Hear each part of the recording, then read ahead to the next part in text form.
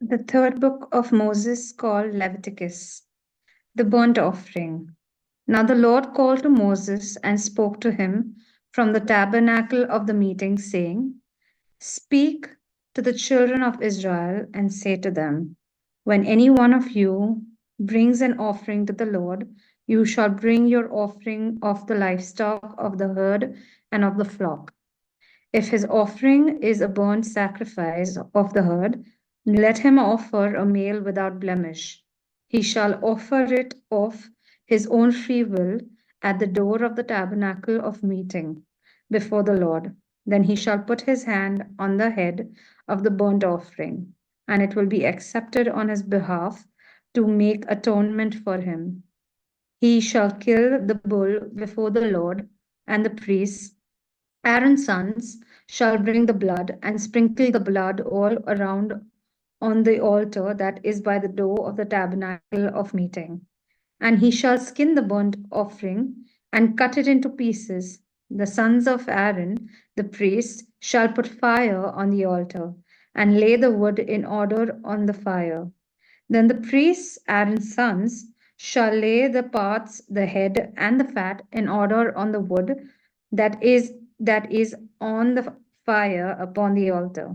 But he shall wash its entrails and its legs with water. And the priest shall burn all on the altar as a burnt sacrifice, an offering made by fire, a sweet aroma to the Lord. If his offering is of the flocks, of the sheep, or of the goats, as a burnt sacrifice, he shall bring a male without blemish. He shall kill it on the north side of the altar before the Lord and the priests. Aaron's sons shall sprinkle its blood all around on the altar, and he shall cut it into pieces, with its head and its fat, and the priest shall lay them in order on the wood that is on the fire upon the altar. But he shall wash the entrails and the legs with water. Then the priest shall bring it all and burn it on the altar. It is a burnt sacrifice, an offering made by fire, a sweet aroma to the Lord. And if the burnt sacrifice of this offering to the Lord is of birds, then he shall bring his offering of turtle doves or young pigeons. The priest shall bring it to the altar, wring off its head, and burn it on the altar. Its blood shall be drained out at the side of the altar, and he shall remove its crop with its feathers and cast it beside the altar on the east side into the place for ashes. Then he shall split it in its wings, that shall not divide it completely. And the priest shall burn it on the altar on the wood that is on the fire. It is a burnt sacrifice, an offering made by fire, a sweet aroma to the Lord. The grain offering. When anyone offers a grain offering to the Lord, his offering shall be of fine flour, and he shall pour oil onto it, and put frankincense on it. He shall bring it to Aaron's sons, the priest, one of whom shall take from it his handful of fine flour, and oil with all the frankincense. And the priest shall burn it as a memorial on the altar, an offering made by fire, a sweet aroma to the Lord. The rest of the grain offering shall be Aaron's and his sons. It is most holy of the offerings to the Lord made by fire. And if you bring as an offering a grain offering baked in the oven, it shall be unleavened cakes of fine flour mixed with oil, or unleavened wafers anointed with oil. But if your offering is a grain offering baked in a pan, it shall be of fine flour, unleavened, mixed with oil. You shall break it in pieces and pour oil onto it. It is a grain offering. If your offering is a grain offering baked in a covered pan, it shall be made of fine flour with oil. You shall bring the grain offering that is made of these things to the Lord. And when it is presented to the priest, he shall bring it to the altar. Then the priest shall take from the grain offering a memorial portion and burn it on the altar. It is an offering made by fire, a sweet aroma to the Lord. And what is left of the grain offering shall be Aaron's and his sons. It is most holy of the offerings to the Lord made by fire. No grain offering which you bring to the Lord shall be made with leaven, for you shall burn no leaven nor any honey in any offering to the Lord made by fire. As for the offerings for the firstfruits, you shall offer them to the Lord, but they shall not be burned on the altar for a sweet aroma. And every offering of your grain offering you shall season with salt. You shall not allow the salt of the covenant of your God to be lacking from your grain offering. With all your offerings you shall offer salt. If you offer grain offering of your firstfruits to the Lord, you shall offer for the grain offering of your firstfruits green heads of grain roasted on the fire, grain beaten from full heads. And you shall put oil onto it, and lay frankincense on it. It is a grain offering. Then the priest shall burn the memorial portion, part of it, part of its beaten grain, and part of its oil, with all the frankincense as an offering made by the fire to the Lord. The peace offering. When his offering is a sacrifice of the peace offering, if he offers it of the herd, whether male or female, he shall offer it without blemish before the Lord. And he shall lay his hand on the head of his offering and kill it at the door of the tabernacle of meeting.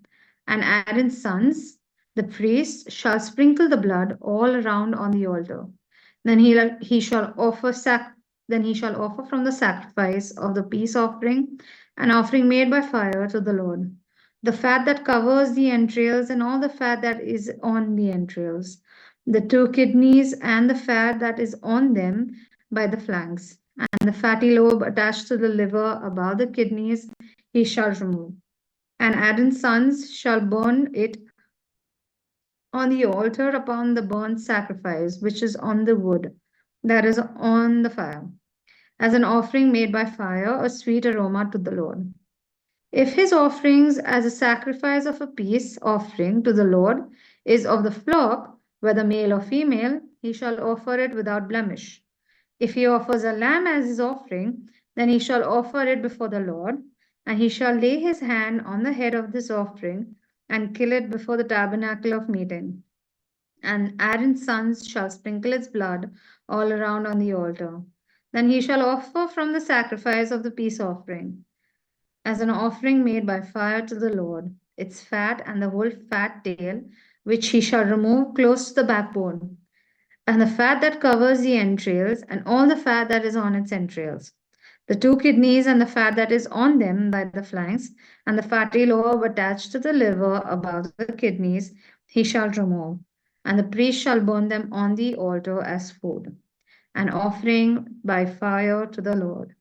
And if his offering is of goat, then he shall offer it before the Lord. He shall lay his hand on its head and kill it before the tabernacle of meeting. And the sons of Aaron shall sprinkle its blood all around on the altar. Then he shall offer from it his offering as an offering made by fire to the Lord, the fat that covers the entrails, and all the fat that is on the entrails, the two kidney, and the fat that is on them by the flanks, and the fatty lobe attached to the liver above the kidney, he shall remove. And the priest shall burn them on the altar as food, an offering made by fire, for a sweet aroma. All the fat is the Lord's. This shall be a perpetual statute throughout your generations. In all your dwellings you shall eat neither fat nor blood. And this is the word of the Lord.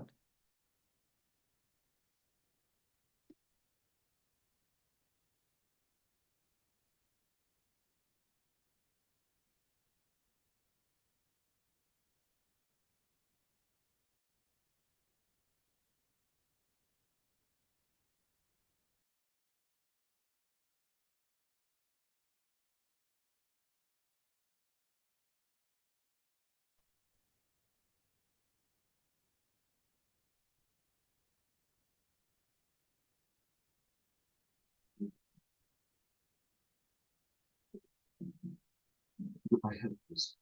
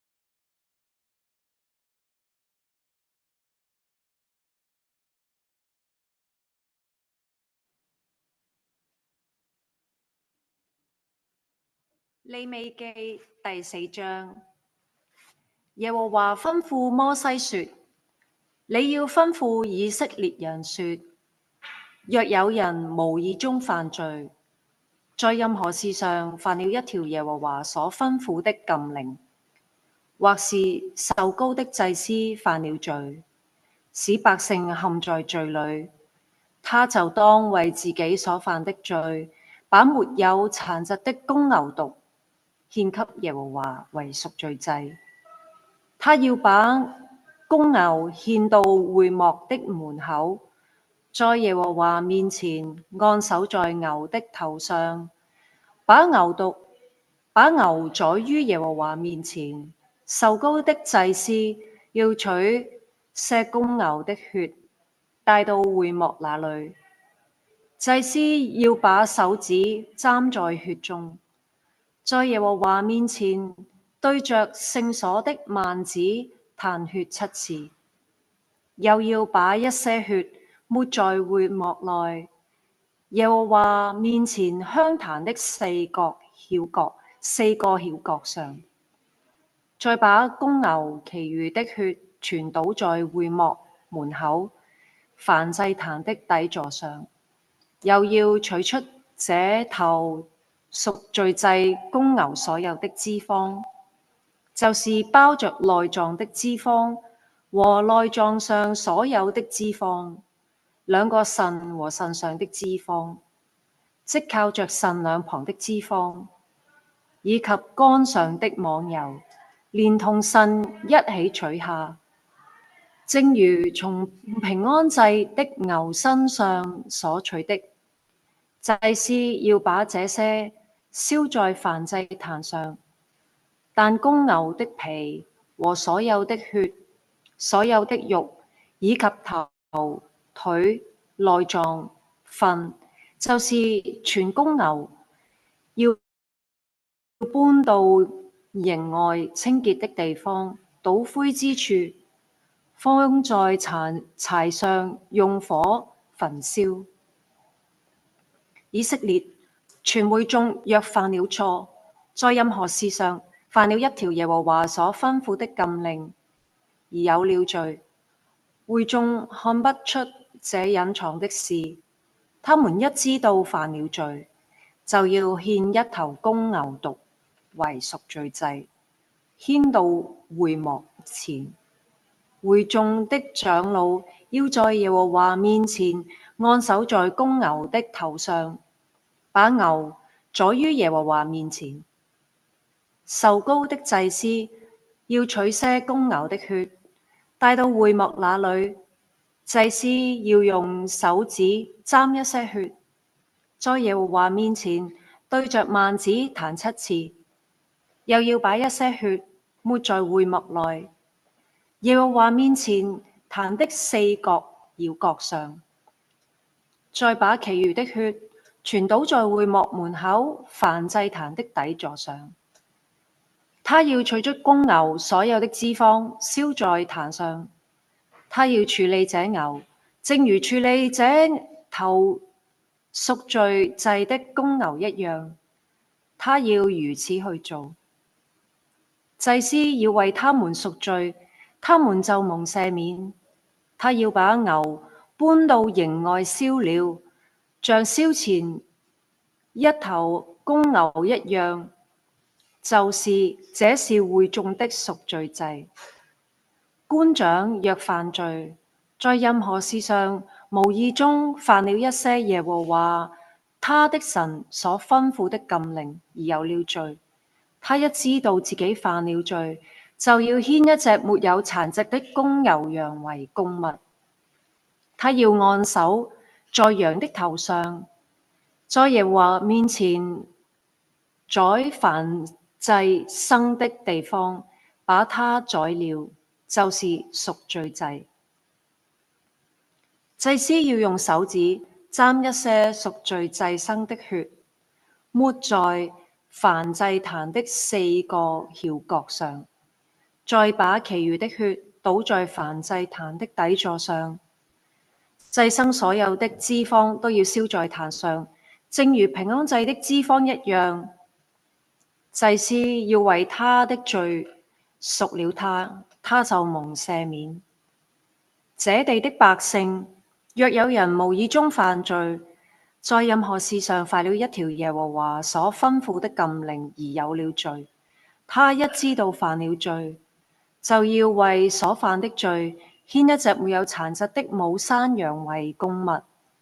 他要按手在贖罪祭牲的頭上，在燔祭牲的地方把它宰了。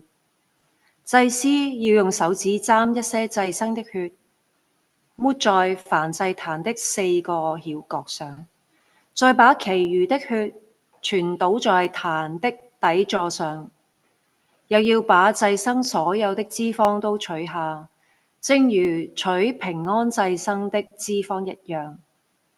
祭牲要把脂肪燒在壇上，在耶和華面前作為馨香的祭。祭司要為他贖罪，他就蒙赦免。人若牽一隻綿羊為贖罪祭作供物，就要牽一隻沒有殘疾的母羊，他要按手在贖罪祭牲的頭上，在宰燔祭牲的地方宰了它，作為贖罪祭。祭司要用手指沾一些贖罪祭牲的血，抹在燔祭壇的4個曉角上，再把其餘的血全倒在壇的底座上，又要把祭牲所有的脂肪都取下，正如取平安祭的羊的脂肪一樣。祭司要按獻給耶和華火祭的條例，把脂肪燒在壇上。祭司要為他所犯的罪贖了罪，贖了他，他就蒙赦免。利未記第5章。若有人犯了罪，就是聽見了誓言，他本來可以作證，卻不把所看見、所知道的說出來，必須擔當他的罪孽。若有人摸了任何不潔之物，無論是野獸的不潔之物、家畜的不潔之物、不潔屍體，或是群眾動物的不潔屍體，他若不察覺，也是不潔淨，就有了罪。或是他摸了人的不潔之物，就是任何使人成為不潔的不潔之物，他若不察覺，但若一知道就有了罪。若有人隨口發誓，或出於惡意，或出於善意，這人無論在什麼事上隨意發誓，雖然不察覺，但一知道，就在這其中的一件事上有罪了。當他在這其中的一件事上有罪的時候，就要承認所犯的罪，並要為所犯的罪把他的贖愆祭牲，就是羊群中的一隻母綿羊或母山羊，獻給耶和華為贖罪祭。祭司要為他的罪贖了他。若他的能力不夠獻一隻綿羊，就要為所犯的罪把2隻斑鳩或是2隻雛鴿獻給耶和華為贖愆祭，一隻作贖罪祭，一隻作燔祭。他要把這些帶到祭司那裏，祭司就先把贖罪祭獻上，從鳥的頸項上扭斷他的頭，但不把鳥撕斷。祭司要把一些贖罪祭牲的血彈在祭壇的旁邊邊上，其餘的血要倒在壇的底座上，就是贖罪祭。他要依照條例獻第2隻鳥為燔祭。祭司要為他所犯的罪贖了他，他就蒙赦免。他的力量若不夠獻2隻斑鳩或2隻雛鴿，就要為所犯的罪，把供物，就是1/10依法細麵，獻上為贖罪祭，不可加上油，也不可加上乳香，因為這是贖罪祭。他要把細麵帶到祭司那裏，祭司要取出滿滿的一把，作為紀念。按照獻火祭給耶和華的條例，把它燒在壇上，這是贖罪祭。至於在這幾件事上所犯的任何罪，祭司要為他贖了，他就蒙赦免，剩下的都歸給祭司，和素祭一樣。耶和華吩咐摩西說：若有人在耶和華的聖物上無意中犯了罪，有了過犯，就要獻羊群中的一隻沒有殘疾的公綿羊給耶和華為贖獻祭，或依聖所的舍客勒所估定的銀子作為贖獻祭。他要為聖物上的疏忽賠償，另外加1/5，把這些都交給祭司。祭司要用贖獻祭的公綿羊為他贖罪，他就蒙赦免。若有人犯罪，在任何事上犯了一條耶和華所吩咐的禁令，他雖不察覺，仍算有罪，必須擔當自己的罪孽。他要獻羊群中一隻沒有殘疾的公綿羊，或照着所估定的價值，給祭司作贖獻祭。祭司要為他贖他因不知道而無意中所犯的罪，就蒙赦免，就是贖獻祭，因他確實得罪耶和華。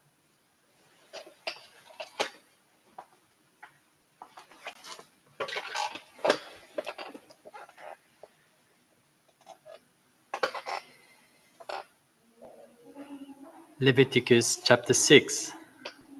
And the Lord spoke to Moses, saying, If a person sins and commits a trespass against the Lord by lying to his neighbor about what he was delivering to him for safekeeping, or about a pledge, or about a robbery, or if he has extorted from his neighbor, or if he has found what was lost and lies concerning it, and swears falsely, in any one of these things that a man may do in which he sins, then it shall be, because he has sinned and is guilty, that he shall restore what he has stolen, or the thing which he has extorted, or what was delivered to him for safekeeping, or the lost thing which he found, or all that about which he has sworn falsely. He shall restore its full value, add 1/5 more to it, and give it to whomever it belongs, on the day of his trespass offering. And he shall bring his trespass offering to the Lord, a ram without blemish from the flock, with your valuation as a trespass offering to the priest. So the priest shall make atonement for him before the Lord, and he shall be forgiven for any one of these things that he may have done in which he trespasses. Then the Lord spoke to Moses, saying, Command Aaron and his sons, saying, This is the law of the burnt offering. The burnt offering shall be on the hearth upon the altar all night until morning, and the fire of the altar shall be kept burning on it. And the priest shall put on his linen garment, and his linen trousers he shall put on his body, and take up the ashes of the burnt offering which the fire has consumed on the altar, and he shall put them beside the altar. Then he shall take off his garments, put on other garments, and carry the ashes outside the camp to a clean place. And the fire on the altar shall be kept burning on it, it shall not be put out. And the priest shall burn wood on it every morning, and lay the burnt offering in order on it, and he shall burn on it the fat of the peace offerings. A fire shall always be burning on the altar, it shall never go out. This is the law of the grain offering. The son of Aaron shall offer it on the altar before the Lord. He shall take from it his handful of the fine flour of the grain offering, with its oil, and all the frankincense which is on the grain offering, and shall burn it on the altar for a sweet aroma, as a memorial to the Lord. And the remainder of it Aaron and his sons shall eat. With unleavened bread it shall be eaten in a holy place, and the court of the tabernacle of meeting they shall eat it. It shall not be baked with leaven. I have given it as their portion of my offering made by fire. It is most holy, like the sin offering and the trespass offering. All the males among the children of Aaron may eat it. It shall be a statute forever in your generations concerning the offering made by fire to the Lord. Everyone who touches them must be holy. And the Lord spoke to Moses, saying, This is the offering of Aaron and his sons, which they shall offer to the Lord, beginning on the day when he is anointed.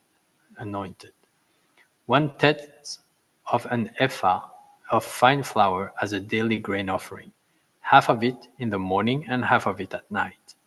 It shall be made in a pan with oil. When it is mixed, you shall bring it in. The baked piece of the grain offering you shall offer for a sweet aroma to the Lord. The priest from among his sons, who is anointed in his place, shall offer it. It is a statute forever to the Lord. It shall be wholly burnt. For every grain offering for the priest shall be wholly burned. It shall not be eaten. Also the Lord spoke to Moses, saying, Speak to Aaron and to his sons, saying, This is the law of the sin offering. In the place where the burnt offering is killed, the sin offering shall be killed before the Lord. It is most holy. The priest who offers it for sin shall eat it. In a holy place it shall be eaten, in the court of the tabernacle of meeting. Everyone who touches its flesh must be holy. And when its blood is sprinkled on any garment, you shall wash that on which it was sprinkled, in a holy place. But the earthen vessel in which it is boiled shall be broken.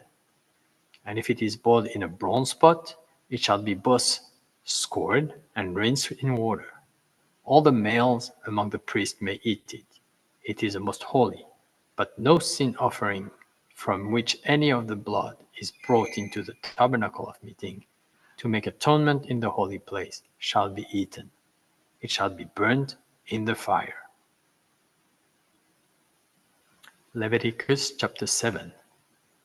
Likewise, this is the law of the trespass offering. In the place where they kill the burnt offering, they shall kill the trespass offering, and its blood he shall sprinkle all around of the altar, and he shall offer from it all its fat, the fat tail and the fat that covers the entrails, the 2 kidneys, and the fat that is on them by the flanks, and the fatty lobe attached to the liver above the kidneys he shall remove. And the priest shall burn them on the altar as an offering made by fire to the Lord.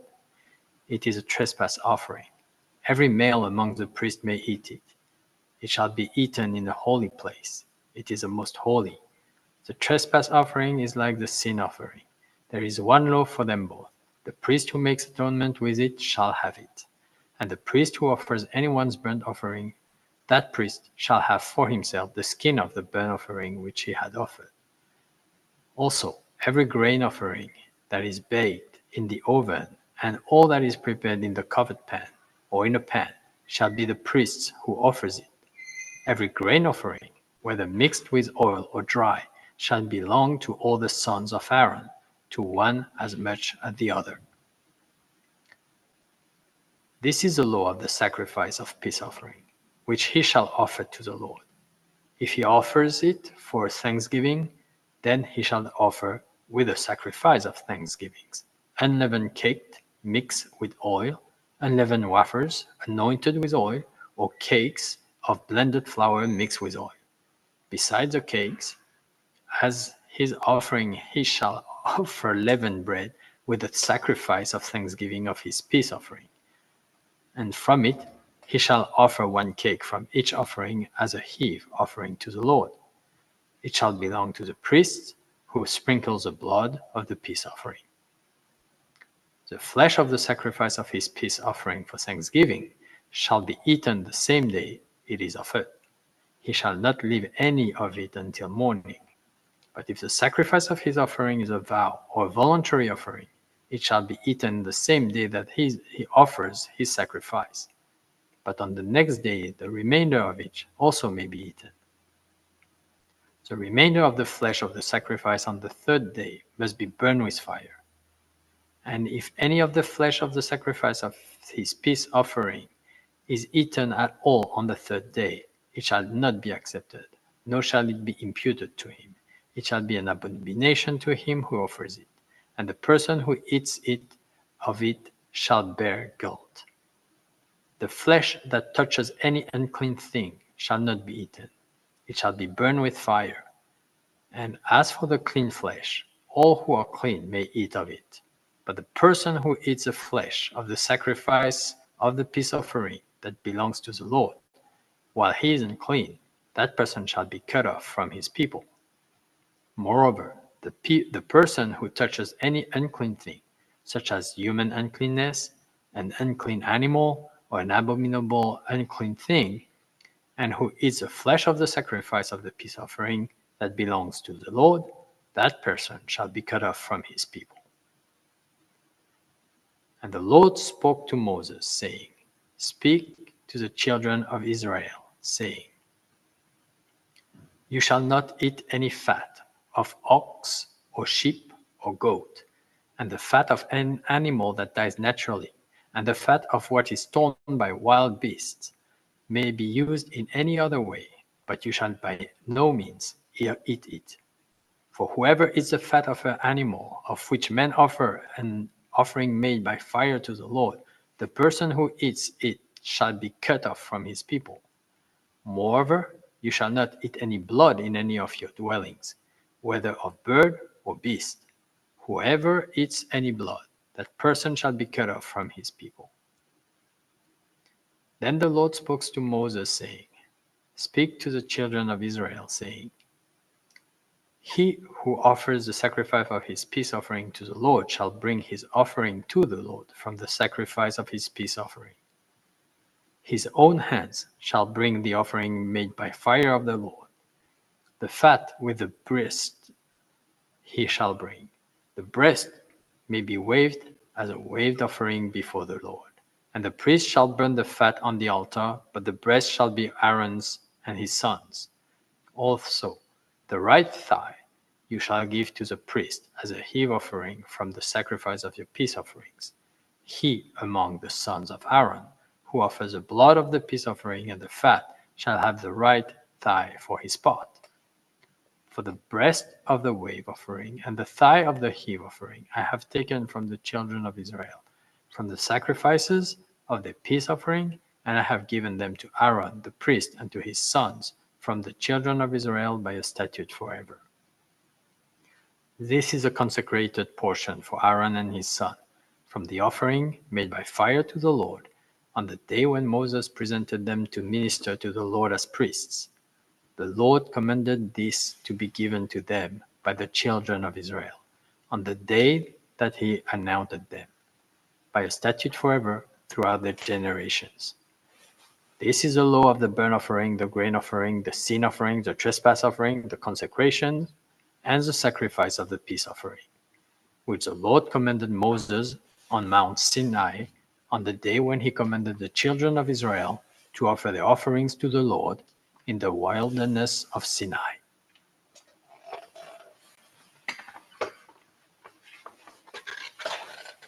Leviticus chapter 8. The Lord said to Moses, Bring Aaron and his sons, their garments, the anointing oil, the bull for the sin offering, the 2 rams, and the basket containing bread made without yeast. And gather the entire assembly at the entrance to the tent of meeting. Moses did as the Lord commanded him, and the assembly gathered at the entrance of the tent of meeting. Moses said to the assembly, this is what the Lord has commanded to be done. Then Moses brought Aaron and his sons forward and washed them with water. He put the tunic on Aaron, tied it around him, clothed him with rope, and put the ephod on him. He also fastened the ephod with the decorative wristband which he tied around him. He placed the breastpiece on him and put the Urim and the Thummim in the breastpiece. Then he placed the turban on Aaron's head and set the gold plate, the sacred emblem, on the front of it, as the Lord commanded Moses. Then Moses took the anointing oil and anointed the tabernacle and everything in it, and so segregated them. He sprinkled some of the oil on the altar 7 times, anointing the altar and all its utensils, and the basin with its stand, to consecrate them. He poured some of the anointing oil on Aaron's head and anointed him to consecrate him. Then he brought Aaron's son forward, put tunics on them, tied sashes around them, and fastened caps on them, as the Lord commanded Moses. He then presented the bull for the sin offering, and Aaron and his son laid their hands on his head. Moses slaughtered the bull and took some of the blood, and with his finger he put it on all the horns of the altar to purify the altar. He poured out the rest of the blood at the base of the altar. So he consecrated it to make atonement for it. Moses also took all the fat around the internal organs, the long lobe of liver and both kidneys and the fat, and burnt it on the altar. But the bull with its hide and its flesh and its intestines he burned up outside the camp, as the Lord commanded Moses. He then presented the ram for the burnt offering, and Aaron and his son laid their hands on his head. Then Moses slaughtered the ram and splashed the blood against the sides of the altar. He cut the ram into pieces and burned the head, the pieces, and the fat. He washed the internal organs and the legs with water and burned the whole ram on the altar. And it was a burnt offering, a pleasing aroma, a food offering presented to the Lord, as the Lord commanded Moses. He then presented the other ram, the ram for the ordination, and Aaron and his son laid their hands on his head. Moses slaughtered the ram and took some of its blood and put it on the lobe of Aaron's right ear, on the thumb of his right hand, and on the big toe of his right foot. Moses also brought Aaron's son forward and put some of the blood on the lobes of their right ears, on the thumbs of their right hands, and on the big toes of their right feet. And then he splashed blood against the sides of the altar. After that, he took the fat tail, all the fat around the internal organs, and the long lobe of liver, both kidneys and their fat, and the right thigh, and from the basket of bread made without yeast, which was before the Lord, he took one thick loaf with olive oil mixed in, and one thin loaf, and he put these on the fat portions and on the white thigh. He put all these in the hands of Aaron and his sons, and then they waved them before the Lord as a wave offering. Then Moses took them from their hands and burned them on the altar, on top of the burnt offering, as an ordination offering, a pleasing aroma, a food offering presented to the Lord. Moses also took the breast, which was his share of the ordination ram, and wave it before the Lord as a wave offering, as the Lord commanded Moses. Then Moses took some of the anointing oil and some of the blood from the altar and sprinkled them on Aaron and his garment and on his son and the garments. So he segregated Aaron and his garment and his sons and their garments. Moses then said to Aaron and his sons, "Cook the meat at the entrance to the tent of the meeting, and eat it there with the bread from the basket of ordination offerings, as I was commanded. Aaron and his son are to eat it. Then burn up the rest of the meat and the bread. Do not leave the entrance to the tent of meeting for 7 days, until the days of your ordination are completed. For your ordination will last 7 days. What has been done today was commanded by the Lord to make atonement for you. You must stay at the entrance to the tent of meeting day and night for 7 days, and do what the Lord requires, so you will not die, for that is what I have commanded." So Aaron and his son did everything the Lord commanded through Moses. Leviticus chapter 9. On the 8th day, Moses summoned Aaron and his sons and the elders of Israel. He said to Aaron, "Take a bull calf for your sin offering and a ram for your burnt offering, both without defect, and present them before the Lord.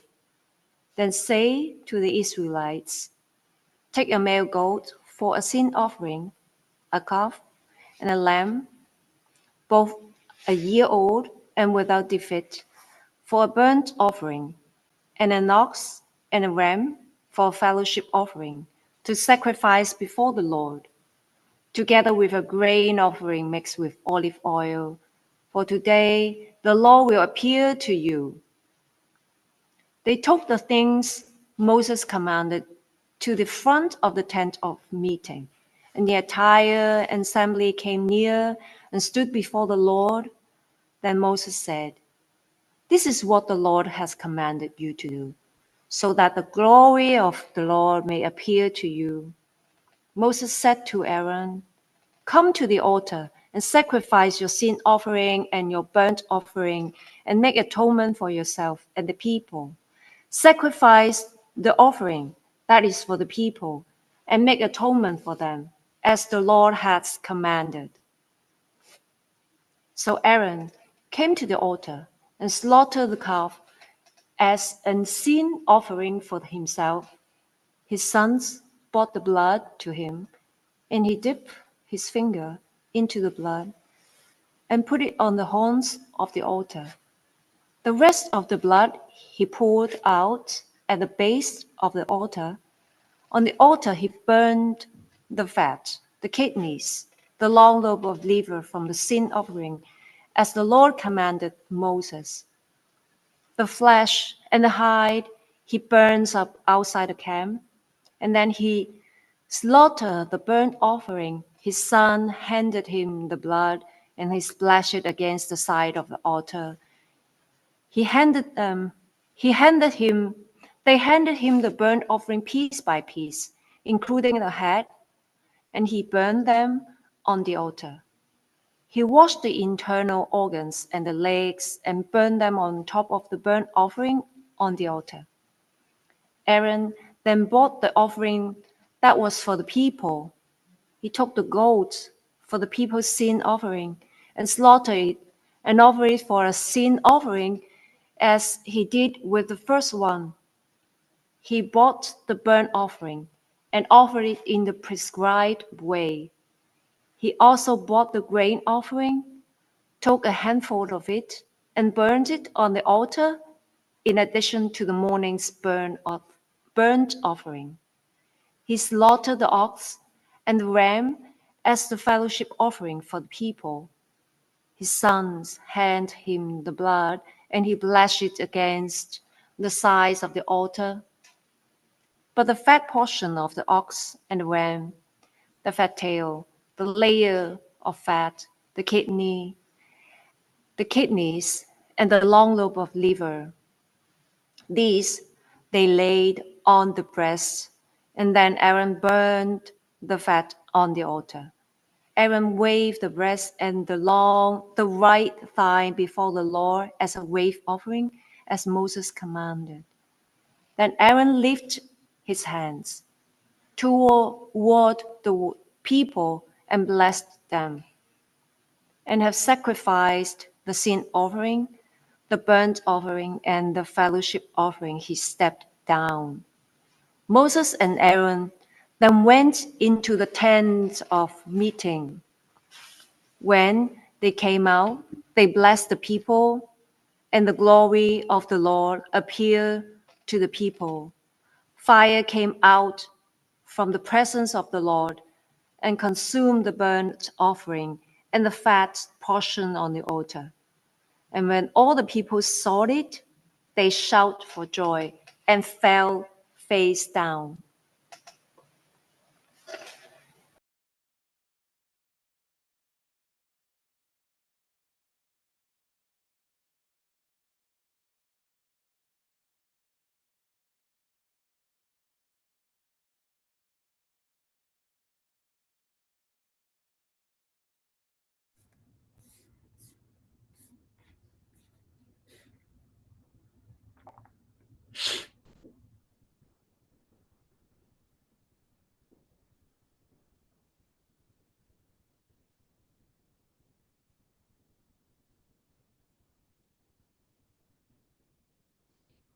Hi.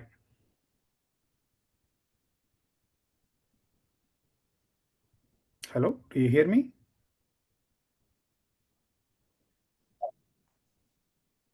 Yeah. Hi. Yeah. So I read Leviticus 10 and 11, right?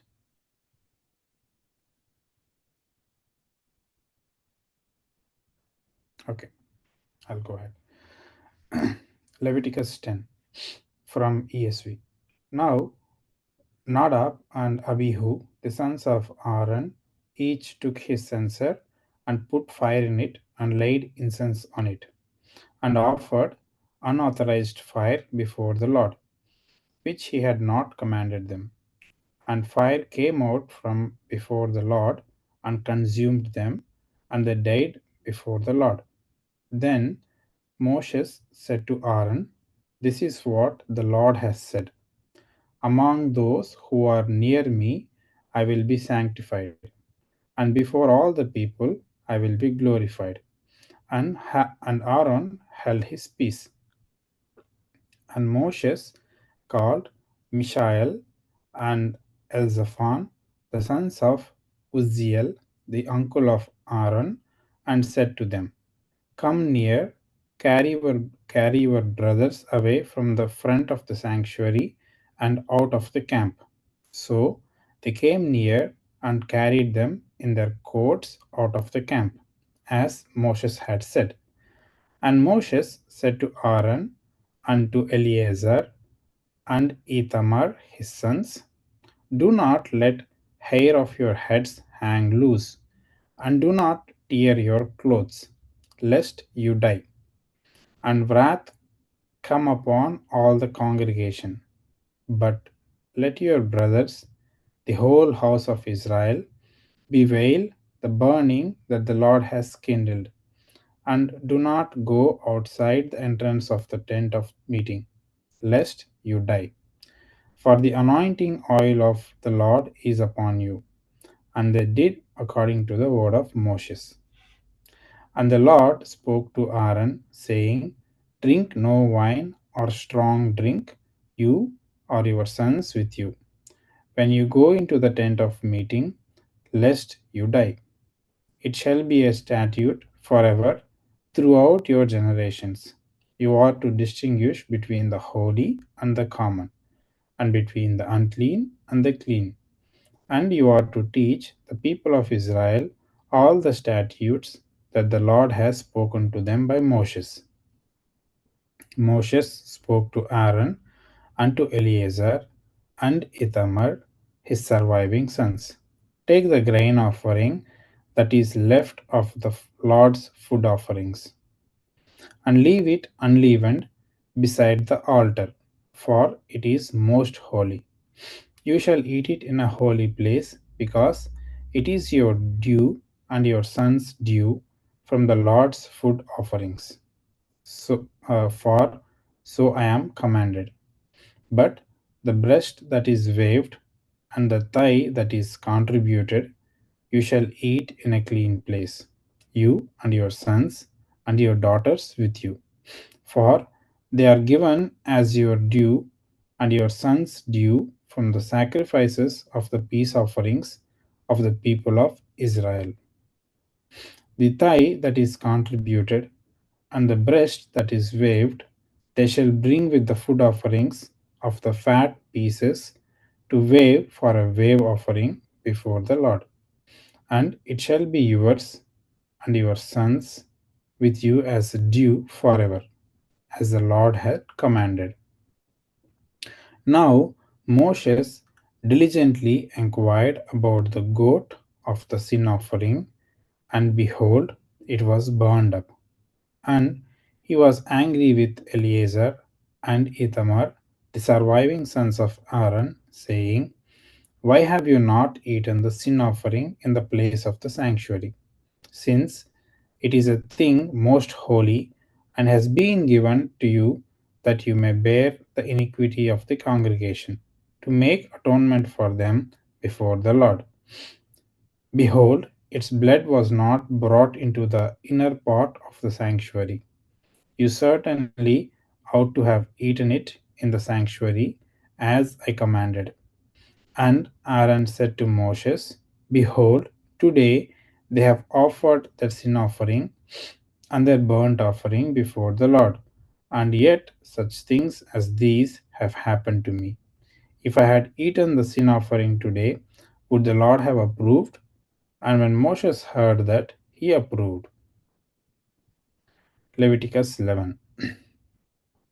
And the Lord spoke to Moses and Aaron, saying to them, Speak to the people of Israel, saying, These are the living things that you may eat among all the animals that are on the earth.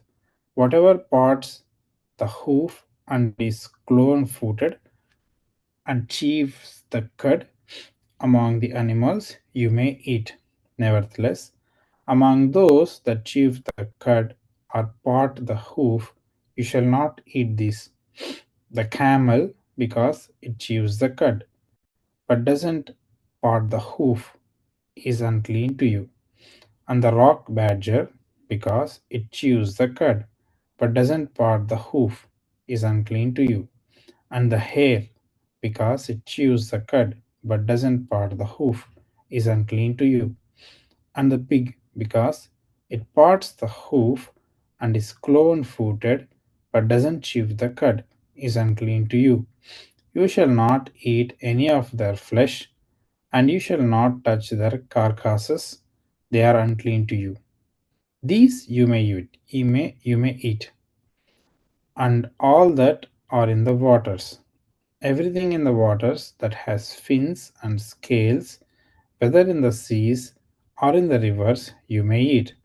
But anything in the seas or the rivers that doesn't have fins and scales, of the swarming creatures in the waters and of the living creatures that are in the waters, is detestable to you.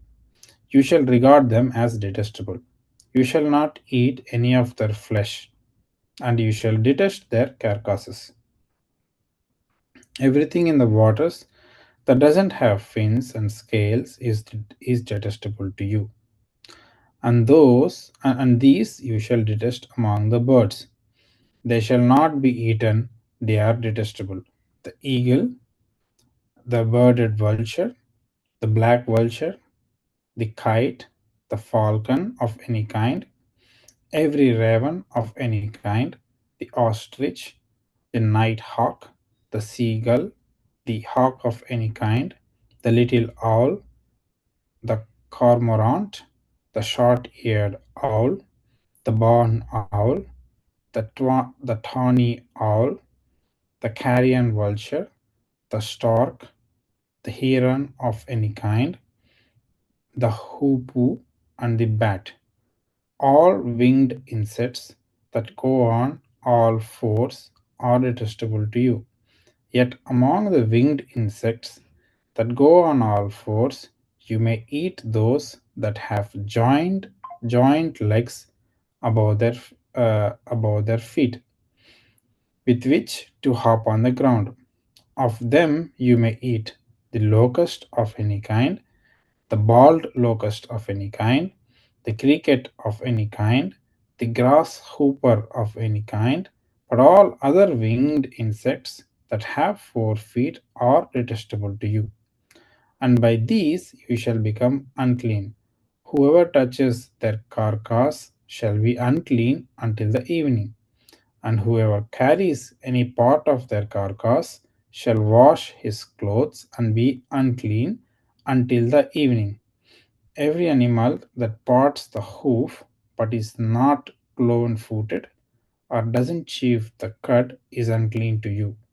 Everyone who touches them shall be unclean, and all that walk on their paws among the animals that go on all fours are unclean to you. Whoever touches the carcass shall be unclean until the evening, and he who carries their carcass shall wash his clothes and be unclean until the evening. They are unclean to you. And these are unclean to you among the swarming things that swarm on the ground, the mole rat, the mouse, the great lizard of any kind, the gecko, the monitor lizard, the sand lizard, and the chameleon. These are unclean to you among all that swarm. Whoever touches them when they are dead shall be unclean until the evening, and anything on which any of them falls when they are dead shall be unclean, whether it is an article of wood, or a garment, or a skin, or a sack, any article that is used for any purpose. It must be put into water, and it shall be unclean until the evening. Then it shall be clean. And if any of them falls into any earthenware vessel, all that is in it shall be unclean, and you shall break it. Any food in it that could be eaten, on which water comes, shall be unclean, and all drink that could be drunk from every such vessel shall be unclean, and everything on which any part of their carcass falls shall be unclean, whether oven or stove, it shall be broken in pieces. They are unclean and shall remain unclean for you. Nevertheless, a spring or a cistern holding water shall be clean, but whoever touches a carcass in them shall be unclean. And if any part of their carcass falls upon any seed grain that is to be sown, it is clean. But if water is put on the seed, and any part of their carcass falls on it, it is unclean to you. And if any animal which you may eat dies, whoever touches its carcass shall be unclean until the evening, and whoever eats of its carcass shall wash his clothes and be unclean until the evening, and whoever carries the carcass shall wash his clothes and be unclean until the evening. Every swarming thing that swarms on the ground is detestable. It shall not be eaten. Whatever goes on its belly, and whatever goes on all fours, and whatever has many feet, any swarming thing that swarms on the ground, you shall not eat, for they are detestable. You shall not make yourselves detestable with any swarming thing that swarms, and you shall not defile yourselves with them, and become unclean through them. For I am the Lord your God. Consecrate yourselves, therefore, and be holy, for I am holy. You shall not defile yourselves with any swarming thing that crawls on the ground. For I am the Lord who brought you up out of the land of Egypt to be your God. You shall therefore be holy, for I am holy. This is the law about beast and bird and every living creature that moves through the waters, and every creature that swarms on the ground, to make a distinction between unclean and clean, and between the living creature that may be eaten and the living creature that may not be eaten.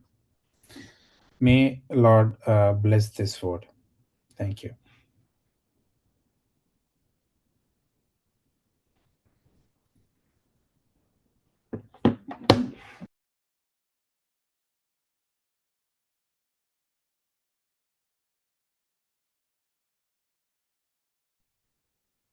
The ritual after childbirth. Then the Lord spoke to Moses, saying, Speak to the children of Israel, saying, If a woman has conceived and born a male child, then she shall be unclean 7 days. As in the days of her customary impurity, she shall be unclean. And on the 8th day, the flesh of his foreskin shall be circumcised. She shall then continue in the blood of her purification 33 days. She shall not touch any hallowed thing, nor come into the sanctuary until the days of her purification are fulfilled. But if she bears a female child, then she shall be unclean 2 weeks, as in her customary impurity, and she shall continue in the blood of her purification 66 days. When the days of her purification are fulfilled, whether for a son or a daughter, she shall bring to the priest a lamb of the first year as a burnt offering, and a young pigeon or a turtle dove as a sin offering to the door of the tabernacle of meeting. Then he shall offer it before the Lord and make atonement for her, and she shall be clean from the flow of her blood. This is a law for her who has borne a male or a female. And if she is not able to bring a lamb, then she may bring 2 turtle doves or 2 young pigeons, one as a burnt offering and the other as a sin offering. So the priest shall make atonement for her, and she will be clean. The law concerning leprosy. And the Lord spoke to Moses and Aaron, saying, When a man on his skin of his body a swelling, a scab, or a bright spot, and it becomes on the skin of his body like a leprous sore, then he shall be brought to Aaron, the priest, or to one of his sons, the priest. The priest shall examine the sore on the skin of the body, and if the hair on the sore has turned white, and the sore appears to be deeper than the skin of his body, it is leprous sore. The priest shall examine him and pronounce him unclean. But if the bright spot is white on the skin of his body, and does not appear to be deeper than the skin, and its hair has not turned white, then the priest shall isolate the one who has the sore 7 days. And the priest shall examine him on the 7th day. And indeed, if the sore appears to be as it was, and the sore has not spread on the skin, then the priest shall isolate him on other 7 days. Then the priest shall examine him on the 7th day, and indeed, if the sore has faded, and the sore has not spread on the skin, then the priest shall pronounce him clean. It is only a scab, and he shall wash his clothes and be clean. But if the scab should be all spread over the skin after he has been seen by the priest for his cleansing, he shall be seen by the priest again. And if the priest sees that the scab has indeed spread on the skin, then the priest shall pronounce him unclean. It is leprosy. When the leprous sore is on a person, then he shall be brought to the priest, and the priest shall examine him. And indeed, if the swelling on the skin is white, and it has turned the hair white, and there is a spot of raw flesh in the swelling, it is an old leprosy on the skin of his body. The priest shall pronounce him unclean and shall not isolate him, for he is unclean. And if leprosy breaks out all over the skin, and the leprosy covers all the skin of the one who has the sore from his head to his foot, wherever the priest looks, then the priest shall consider, and indeed if the leprosy has covered all his body, he shall pronounce him clean, who has the sore. If it has all turned white, he is clean. But when raw flesh appears on him, he shall be unclean. And the priest shall examine the raw flesh and pronounce him to be unclean. For the raw flesh is unclean, it is leprosy. Or if the raw flesh changes and turns white again, he shall come to the priest. And the priest shall examine him. And indeed, if the sore has turned white, then the priest shall pronounce him clean who has the sore. He is clean. If the body develops a boil in the skin and it is healed, and in the place of the boil there comes a white swelling or a bright spot, reddish white, then it shall be shown to the priest. And if when the priest sees it, it indeed appears deeper than the skin, and its hair has turned white, and the priest shall pronounce him unclean. It is a leprous sore which has broken out of the boil. But if the priest examines it, and indeed there are no white hair in it, and it is not deeper than the skin, but has faded, then the priest shall isolate him 7 days. And it should at all spread over the skin, then the priest shall pronounce him unclean. It is a leprous sore, but if a bright spot stays in one place and has not spread, it is a scar of the boil, and the priest shall pronounce him clean. Or if the body receives a burn on its skin by fire, and the raw flesh of the burn becomes a bright spot, reddish white or white, then the priest shall examine it, and indeed if the hair of the bright spot has turned white and it appears deeper than the skin, it is leprosy broken out in the burn. Therefore the priest shall pronounce him unclean. It is a leprous sore. But if the priest examines it, and indeed there are no white hairs in the bright spot, and it is not deeper than the skin, but has faded, then the priest shall isolate him 7 days. And the priest shall examine him on the 7th day. If it has at all spread over the skin, then the priest shall pronounce him unclean. It is a leprous sore, but if the bright spot stays in one place and has not spread out the skin, but has faded, it is a swelling from the burn. The priest shall pronounce him clean, for it is a scar from the burn.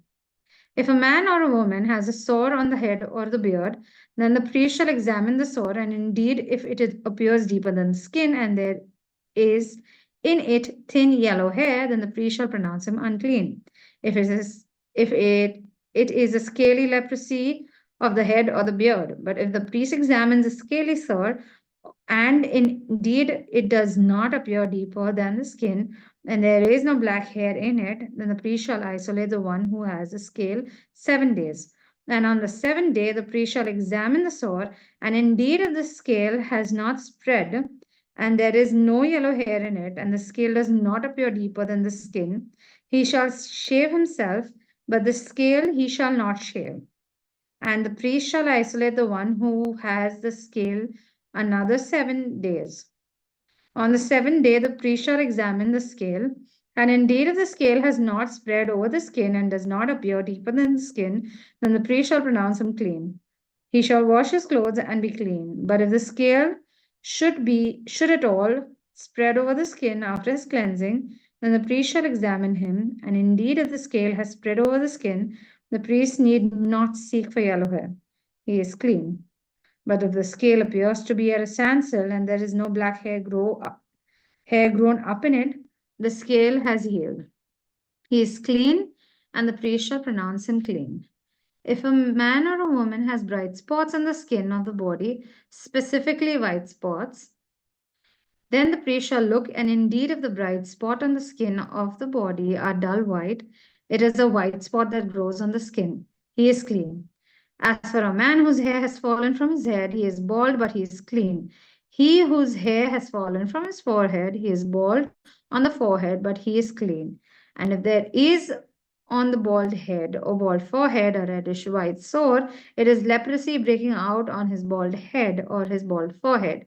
Then the priest shall examine it, and indeed, if the swelling of the sore is reddish white on his bald head or on his bald forehead, as the appearance of leprosy on the skin of the body, he is a leprous man. He is unclean. The priest shall surely pronounce him unclean.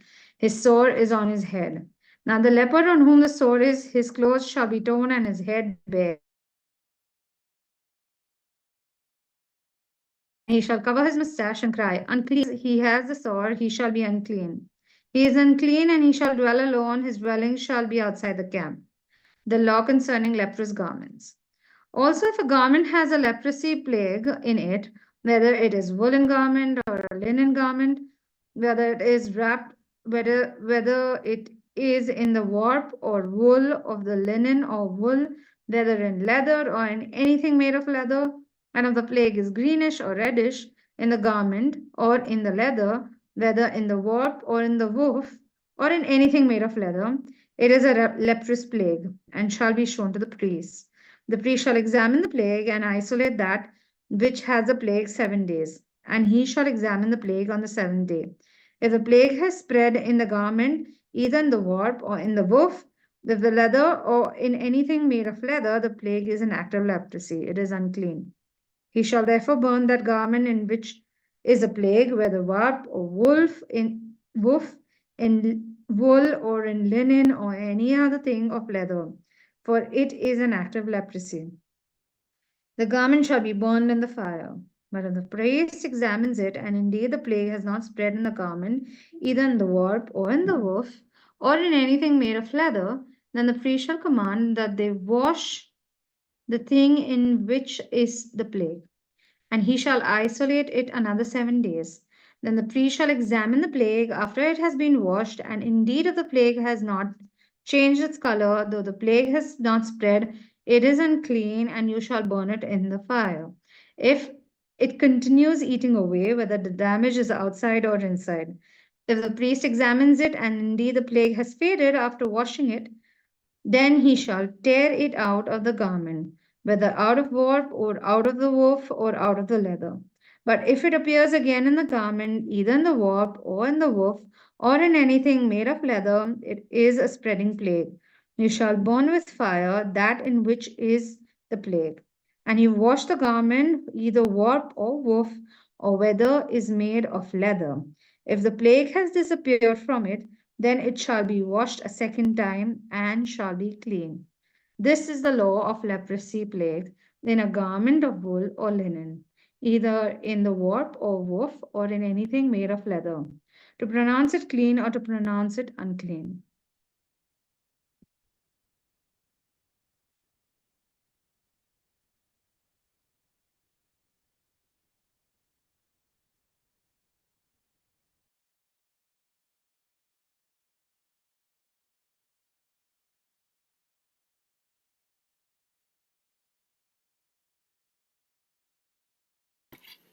Imamat pasal yang ke-14. Tuhan berfirman kepada Musa, inilah yang harus menjadi hukum tentang orang yang sakit kusta pada hari pentahirannya. Ia harus dibawa kepada imam, dan imam harus pergi keluar perkemahan. Kalau menurut pemeriksaan imam, penyakit kusta itu telah sembuh daripadanya, maka imam harus memerintahkan supaya bagi orang yang akan ditahirkan itu diambil 2 ekor burung yang hidup dan yang tidak haram, juga kayu aras, kain kirmisi, dan hisop. Imam harus memerintahkan supaya burung yang seekor disembelih di atas belanga tanah berisi air mengalir. Tetapi burung yang masih hidup haruslah diambilnya bersama-sama dengan kayu aras, kain kirmisi, dan hisop, lalu bersama-sama dengan burung itu semuanya harus dicelupkannya ke dalam darah burung yang sudah disembelih di atas air mengalir itu. Kemudian ia harus memercik 7 kali kepada orang yang akan ditahirkan dari kusta itu, dan dengan demikian mentahirkan dia. Lalu burung yang hidup itu haruslah dilepaskannya ke padang. Orang yang akan ditahirkan itu haruslah mencuci pakaiannya, mencukur seluruh rambutnya, dan membasuh tubuhnya dengan air, maka ia menjadi tahir. Sesudah itu ia boleh masuk ke dalam perkemahan, tetapi harus tinggal di luar kemahnya sendiri 7 hari lamanya. Maka pada hari yang ketujuh ia harus mencukur seluruh rambutnya, rambut kepala, janggut, alis, bahkan segala bulunya harus dicukur, pakaiannya dicuci, dan tubuhnya dibasuh dengan air, maka ia menjadi tahir. Pada hari yang ke-8, ia harus mengambil 2 ekor domba jantan yang tidak bercela dan seekor domba betina berumur setahun yang tidak bercela dan 3/10 eva tepung yang terbaik diolah dengan minyak sebagai korban sajian serta 1 log minyak. Imam yang melakukan pentahiran itu harus menempatkan orang yang akan ditahirkan bersama-sama dengan persembahannya di hadapan Tuhan di depan pintu kemah pertemuan. Dan ia harus mengambil domba jantan yang seekor dan mempersembahkannya sebagai tebusan salah bersama-sama dengan minyak yang 1 log itu. Dan ia harus mempersembahkan sebagai persembahan unjukan di hadapan Tuhan. Domba jantan itu harus disembelihnya di tempat orang menyembelih korban penghapus dosa dan korban bakaran, di tempat kudus, karena korban penebus salah. Begitu juga korban penghapus dosa adalah bagian imam, itulah bagian maha kudus. Imam harus mengambil sedikit dari darah tebusan salah itu dan harus membubuhkan pada cuping telinga kanan dari orang yang akan ditahirkan dan pada ibu jari tangan kanan dan pada ibu jari kaki kanannya. Imam harus mengambil sedikit dari minyak yang 1 log itu dan menuangnya ke telapak tangan kiri imam sendiri. Ia harus mencelupkan jari kanannya ke dalam minyak yang di telapak tangan kirinya itu, dan sedikit dari minyak itu haruslah dipercikkannya dengan jarinya 7 kali di hadapan Tuhan. Dari minyak selebihnya, imam harus membubuh sedikit pada cuping telinga kanan orang itu, pada ibu jari tangan kanannya, dan pada ibu jari kaki kanannya, di tempat mana darah tebusan salah dibubuhkan. Dan apa yang tinggal dari minyak itu haruslah dibubuhkan pada kepala orang yang akan ditahirkan. Dengan demikian imam mengadakan pendamaian bagi orang itu di hadapan Tuhan. Imam harus mempersembahkan korban penghapus dosa dan dengan demikian mengadakan pendamaian bagi orang yang akan ditahirkan dari kenajisannya. Dan sesudah itu, ia harus menyembelih korban bakaran. Kemudian imam harus mempersembahkan korban bakaran dan korban sajian di atas mezbah. Dengan demikian imam mengadakan pendamaian bagi orang itu, maka ia menjadi tahir. Tetapi jikalau orang itu miskin dan tidak mampu, ia harus mengambil domba jantan seekor saja sebagai tebusan salah untuk persembahan unjukan, supaya diadakan pendamaian bagi orang itu. Juga 1/10 eva tepung yang terbaik diolah dengan minyak untuk korban sajian dan 1 log minyak.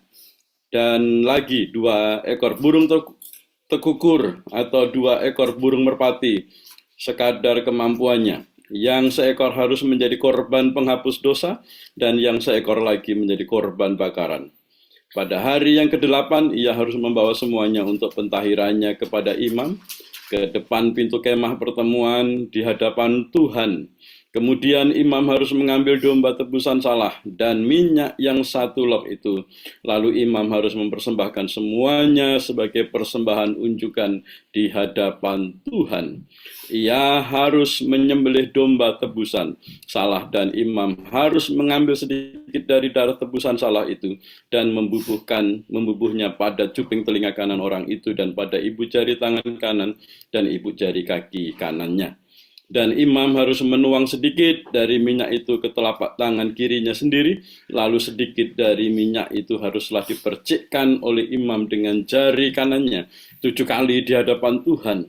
Kemudian imam harus membubuh sedikit dari minyak itu pada cuping telinga kanan dari orang yang akan ditahirkan, pada ibu jari tangan kanannya, dan pada ibu jari kaki kanannya, di tempat mana dibubuhi darah tebusan salah itu.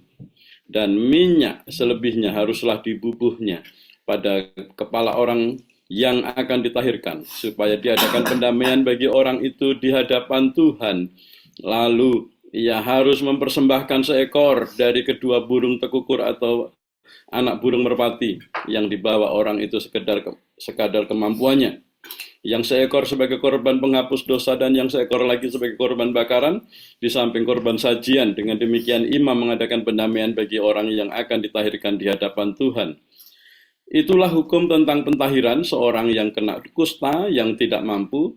Tuhan berfirman kepada Musa dan Harun, apabila kamu masuk ke tanah Kanaan yang akan kuberikan kepadamu menjadi milikmu dan aku mendatangkan tanda kusta di sebuah rumah di negeri milikmu itu, maka pemilik rumah itu harus datang memberitahukannya kepada imam. Ada kelihatan seperti tanda kusta di rumahku, maka imam harus memerintahkan supaya rumah itu dikosongkan sebelum ia datang memeriksa tanda kusta itu, supaya jangan menjadi najis segala yang ada di hadapan rumah itu, dan sesudah itu haruslah imam datang untuk memeriksanya.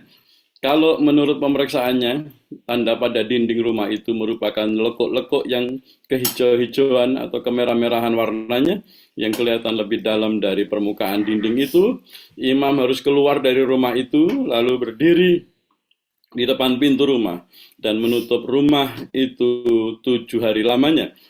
Pada hari yang ketujuh imam harus datang kembali. Kalau menurut pemeriksaannya tanda kusta itu meluas pada dinding rumah, maka imam harus memerintahkan supaya orang mengungkit batu-batu yang kena tanda itu dan membuangnya keluar kota ke suatu tempat yang najis. Dan ia harus mengikis rumah itu sebelah dalam berkeliling, dan kikisan lepak itu haruslah ditumpahkan keluar kota ke suatu tempat yang najis, dan orang harus mengambil batu-batu lain lalu memasangnya sebagai pengganti batu-batu tadi, dan harus mengambil lepak lain dan melepah rumah itu. Tetapi jikalau tanda itu timbul lagi di dalam rumah itu sesudah batu-batunya diungkit dan sesudah rumah itu dikikis, bahkan sesudah dilepah lagi, dan kalau imam datang dan menurut pemeriksaannya tanda itu meluas di dalam rumah, maka kusta ganaslah yang di dalam rumah itu, dan rumah itu najis. Rumah itu haruslah dirombak, yakni batunya, kayunya, dan segala lepa rumah itu, lalu dibawa semuanya keluar kota ke suatu tempat yang najis. Dan orang yang masuk ke dalam rumah itu selama rumah itu ditutup menjadi najis sampai matahari terbenam. Dan orang yang tidur di dalam rumah itu haruslah mencuci pakaiannya. Demikian juga orang yang makan di dalam rumah itu haruslah mencuci pakaiannya. Tetapi jikalau imam datang dan menurut pemeriksaannya tanda itu tidak meluas dalam rumah itu sesudah dilepa, maka imam harus menyatakan rumah itu tahir karena tanda itu telah hilang. Kemudian untuk menyucikan rumah itu haruslah ia mengambil 2 ekor burung kayu aras, kain kirmisi, dan hisop. Burung yang seekor haruslah disembelihnya di atas belanga, tanah berisi air mengalir. Lalu ia harus mengambil kayu aras dan hisop, kain kirmisi, dan burung yang masih hidup itu, dan mencelupkan semuanya ke dalam darah burung yang sudah disembelih dan ke dalam air mengalir itu. Kemudian ia harus memercik kepada rumah itu 7 kali. Dengan demikian ia harus menyucikan rumah itu dengan darah burung, air mengalir, burung yang hidup, kayu aras, hisop, dan kain kirmisi. Dan burung yang hidup itu harus dilepaskannya keluar kota ke padang. Dengan demikian ia mengadakan pendamaian bagi rumah itu, maka rumah itu menjadi tahir. Itulah hukum tentang setiap penyakit kusta, kudis kepala, tentang kusta pada pakaian dan rumah, tentang bengkak, bintil-bintil, dan panau, untuk memberi petunjuk dalam hal najis atau dalam hal tahir. Itulah hukum kusta.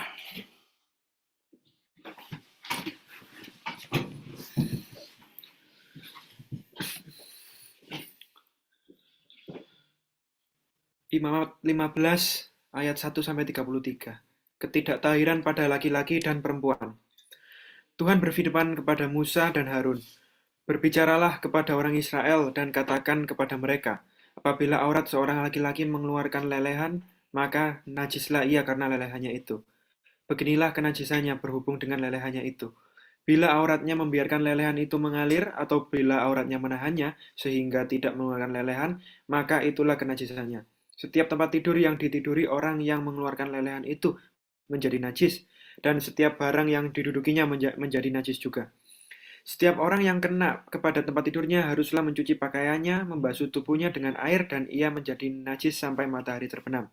Siapa yang duduk di atas barang yang telah diduduki oleh orang yang demikian haruslah mencuci pakaiannya, membasuh tubuhnya dengan air, dan ia menjadi najis sampai matahari terbenam.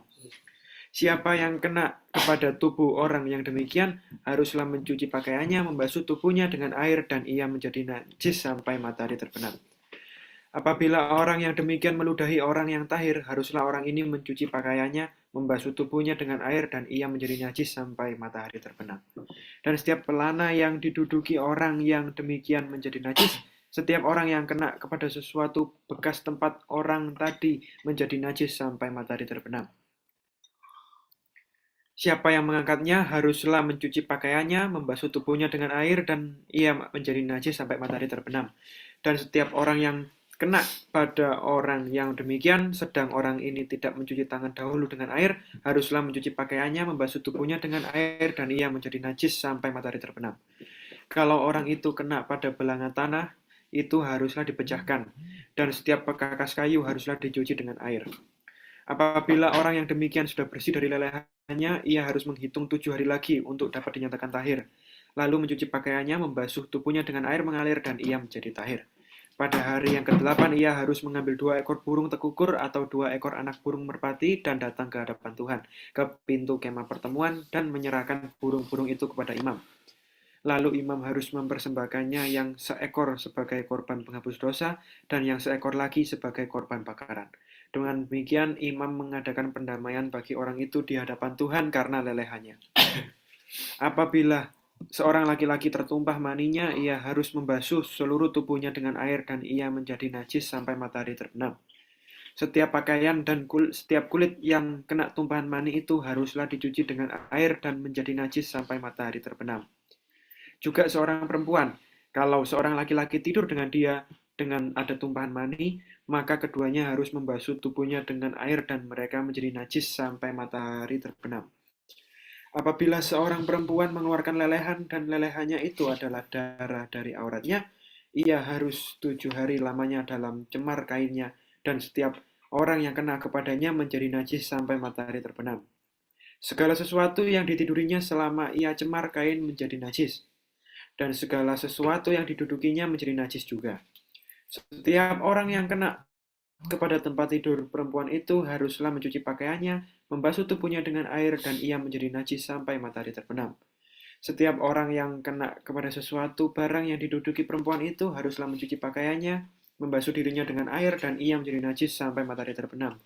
Juga pada waktu ia kena kepada sesuatu yang ada di tempat tidur atau di atas barang yang diduduki perempuan itu, ia menjadi najis sampai matahari terbenam.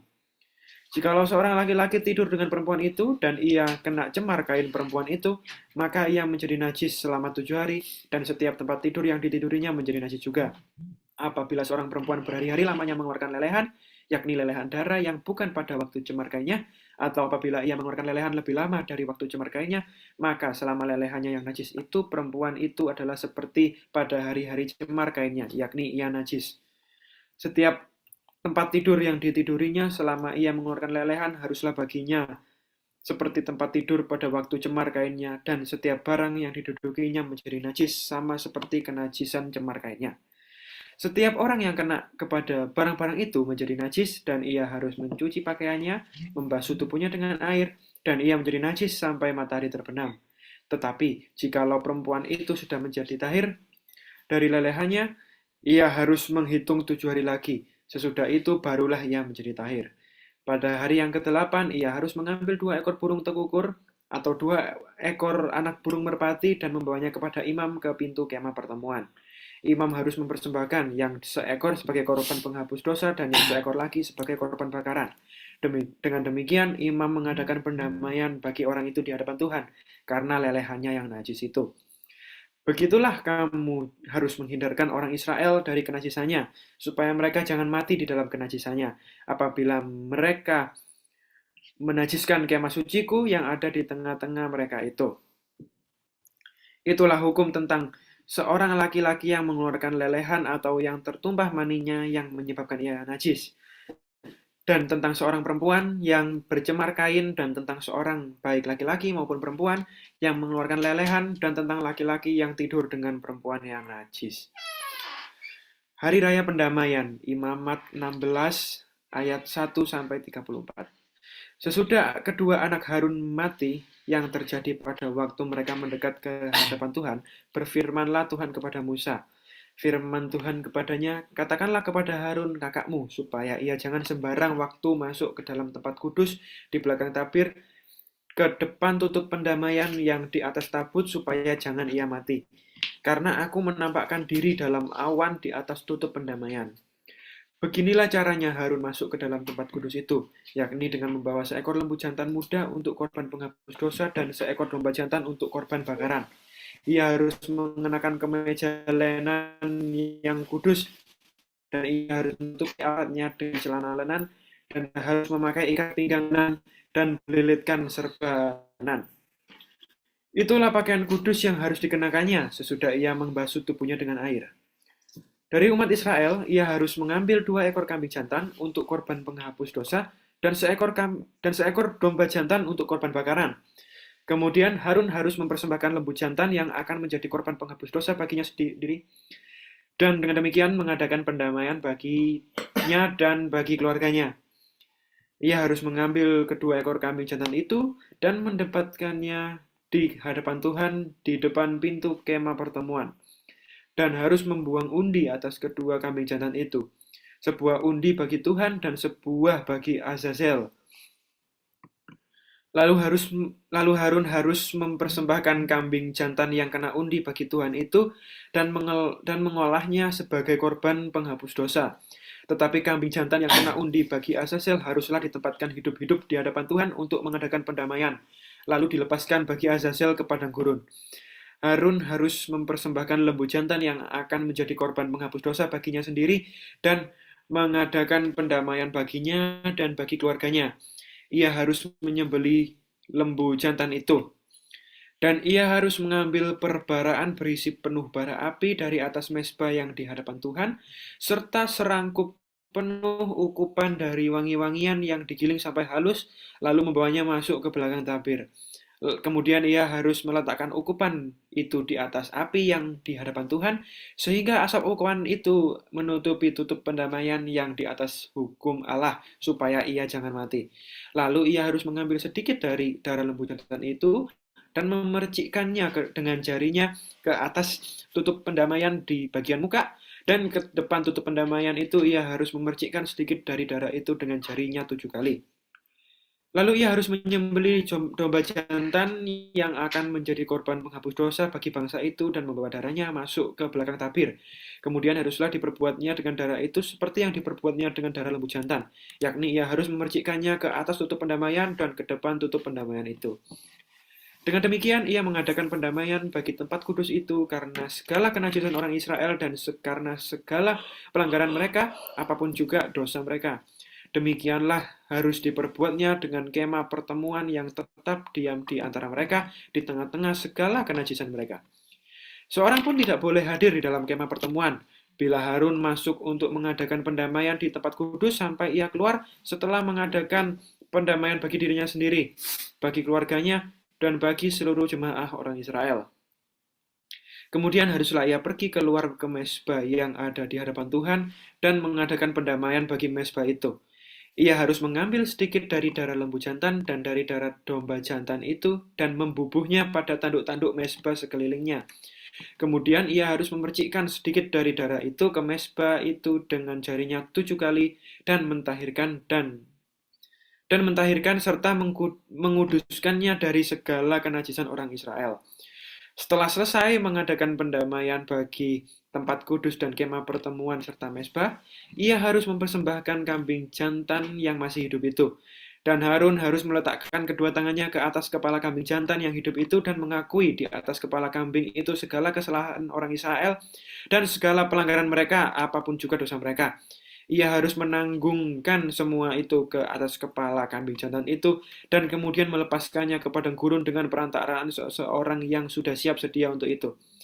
Demikianlah kambing jantan itu harus mengangkut segala kesalahan Israel ke tanah yang tandus, dan kambing itu harus dilepaskan di padang gurun.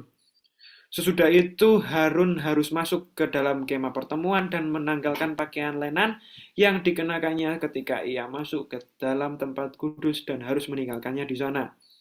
Ia harus membasuh tubuhnya dengan air di suatu tempat yang kudus dan mengenakan pakaiannya sendiri. Lalu ia harus keluar dan mempersembahkan korban bakarannya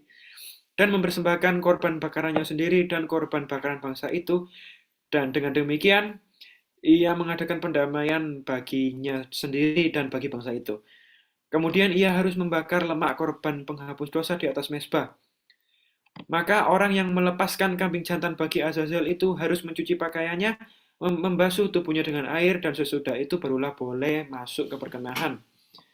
Lembu jantan dan kambing jantan korban penghapus dosa yang darahnya telah dibawa masuk untuk mengadakan pendamaian di tempat kudus harus dibawa keluar dari perkemahan, dan kulitnya, dagingnya, dan kotorannya harus dibakar habis. Siapa yang membakar semuanya itu harus mencuci pakaiannya, membasuh tubuhnya dengan air, dan sesudah itu barulah boleh masuk ke perkemahan. Inilah yang harus menjadi ketetapan untuk selama-lamanya bagi kamu, yakni pada bulan yang ke-7, pada tanggal 10 bulan itu kamu harus merendahkan diri dengan berpuasa, dan janganlah kamu melakukan sesuatu pekerjaan, baik orang Israel asli maupun orang asing yang tinggal di tengah-tengahmu. Karena hari itu harus diadakan pendamaian bagimu untuk mentahirkan kamu. Kamu akan ditahirkan dari segala dosamu di hadapan Tuhan. Hari itu harus menjadi Sabat, hari perhentian penuh bagimu, dan kamu harus merendahkan diri dengan berpuasa. Itulah suatu ketetapan untuk selama-lamanya. Dan pendamaian harus diadakan oleh imam yang telah diurapi dan telah ditahbiskan untuk memegang jabatan imam menggantikan ayahnya. Ia harus mengenakan pakaian lenan, yakni pakaian kudus. Ia harus mengadakan pendamaian bagi tempat maha kudus, bagi kemah pertemuan, dan bagi mezbah. Juga bagi imam dan bagi seluruh bangsa itu, yakni jamaah itu. Itulah yang harus menjadi ketetapan untuk selama-lamanya bagimu, supaya sekali setahun diadakan pendamaian bagi orang Israel karena segala dosa mereka. Maka Harun melakukan seperti yang diperintahkan Tuhan kepada Musa.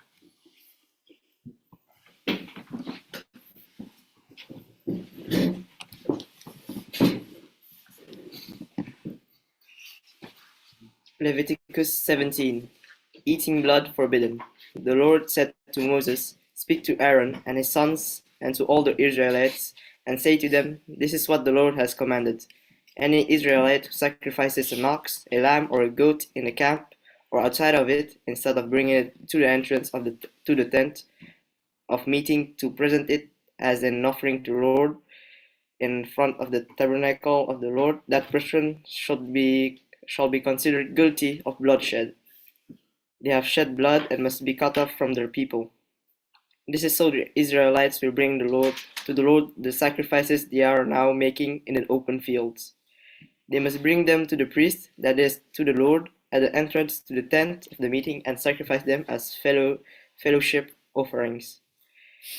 The priest is to splash the blood against the altar of the Lord and at the entrance to the tent of meeting, and burn the fat as an aroma pleasing to the Lord.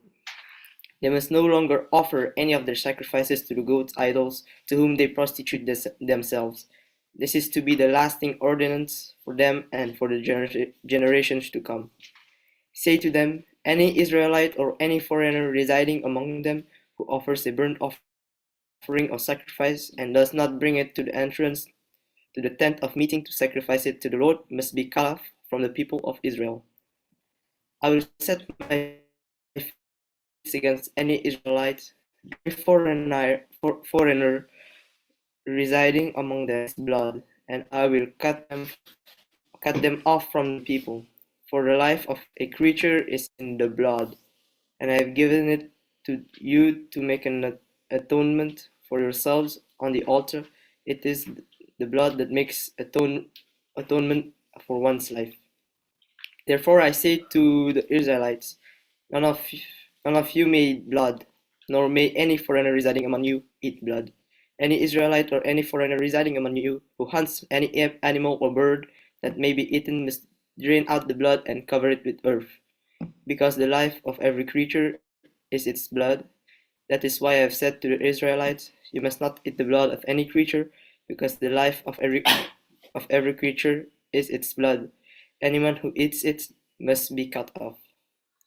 Anyone, whether native born or foreigner, who eats anything found dead or torn by wild animals must wash their clothes and bath with water, and they will be ceremonially unclean till evening. Then they will be clean, but if they do not wash their clothes and bath themselves, they will be held responsible. Leviticus 18.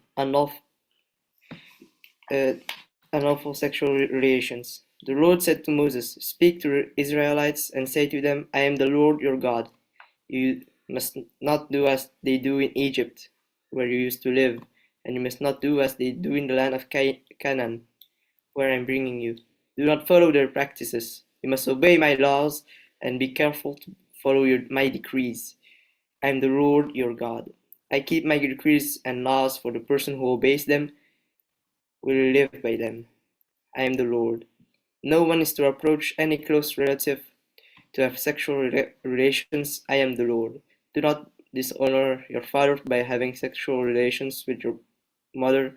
She is your mother. Do not have relations with her. Do not have sexual relations with your father's wife. That would dishonor your father. Do not have sexual relations with your sister, either your father's daughter or your mother's daughter, whether she was born in the same home or elsewhere. Do not have sexual relations with your son's daughter. That will dishonor you. Do not have sexual relations with your daughter of your father's wife, born to your father. Do not have sexual relations with your father's sister. She is your father's close relative. Do not have sexual relations with your mother's sister, because she is your mother's close relative. Do not dishonor your father's brother by approaching his wife to have sexual relations. She is your aunt.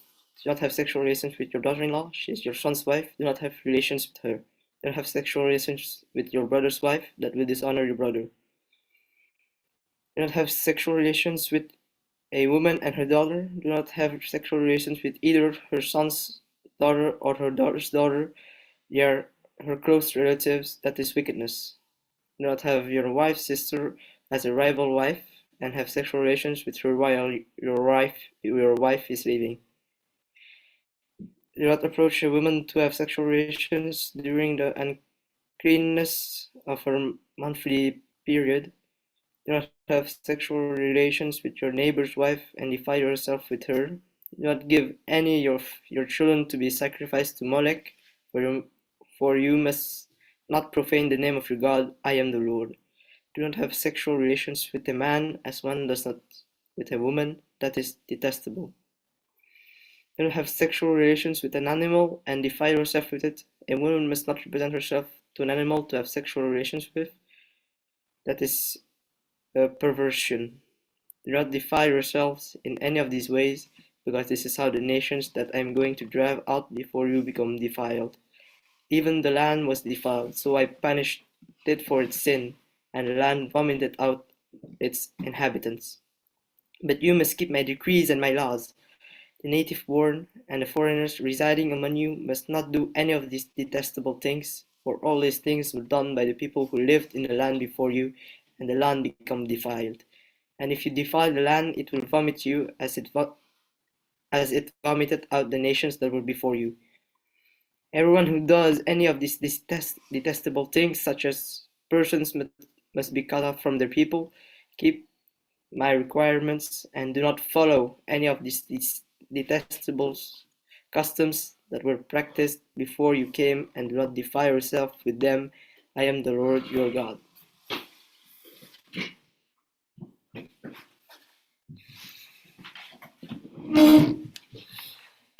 Leviticus 19, Holiness in Personal Conduct. The Lord also said to Moses, give the following instructions to the entire community of Israel. You must be holy because I, the Lord your God, am holy. Each of you must show great respect for your mother and father, and you must always observe my Sabbath days of rest. I am the Lord your God. Do not put your trust in idols or make metal images of gods for yourselves. I am the Lord your God. When you sacrifice a peace offering to the Lord, offer it properly so you will be accepted by God. The sacrifice must be eaten on the same day you offer it or on the next day. Whatever is left over until the third day must be completely burned up. If any of the sacrifice is eaten on the third day, it will be contaminated, and I will not accept it. Anyone who eats it on the third day will be punished for defiling what is holy to the Lord, and will be cut off from the community. When you harvest the crops of your land, do not harvest the grain along the edges of your fields, and do not pick up what the harvesters drop. It is the same with your grape crop. Do not strip every last bunch of grapes from the vines, and do not pick up the grapes that fall to the ground. Leave them for the poor and the foreigners living among you. I am the Lord your God. Do not steal. Do not deceive or cheat one another. Do not bring shame on the name of your God by using it to swear falsely. I am the Lord. Do not defraud or rob your neighbor. Do not make your hired workers wait until the next day to receive their pay. Do not insult the deaf or cause the blind to stumble. You must fear your God. I am the Lord. Do not twist justice in legal matters by favoring the poor or being partial to the rich and powerful. Always judge people fairly. Do not spread slanderous gossip among your people. Do not stand idly by when your neighbor's life is threatened. I am the Lord. Do not nurse hatred in your heart for any of your relatives. Confront people directly so you will not be held guilty for their sin. Don't seek revenge or bear a grudge against a fellow Israelite, but love your neighbors as yourself. I am the Lord. You must obey all my decrees. Do not mate two different kinds of animals.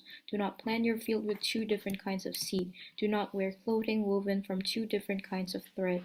If a man has sex with a slave girl whose freedom has never been purchased, but who's committed to become another man's wife, he must pay full compensation to her master. But since she is not a free woman, neither the man nor the woman will be put to death. The man, however, must bring a ram as a guilt offering and present it to the Lord at the entrance of the tabernacle. The priest will then purify him before the Lord with the ram of the guilt offering, and the man's sin will be forgiven. When you enter the land and plant fruit trees, leave the fruit unharvested for the first 3 years and consider it forbidden. Do not eat it.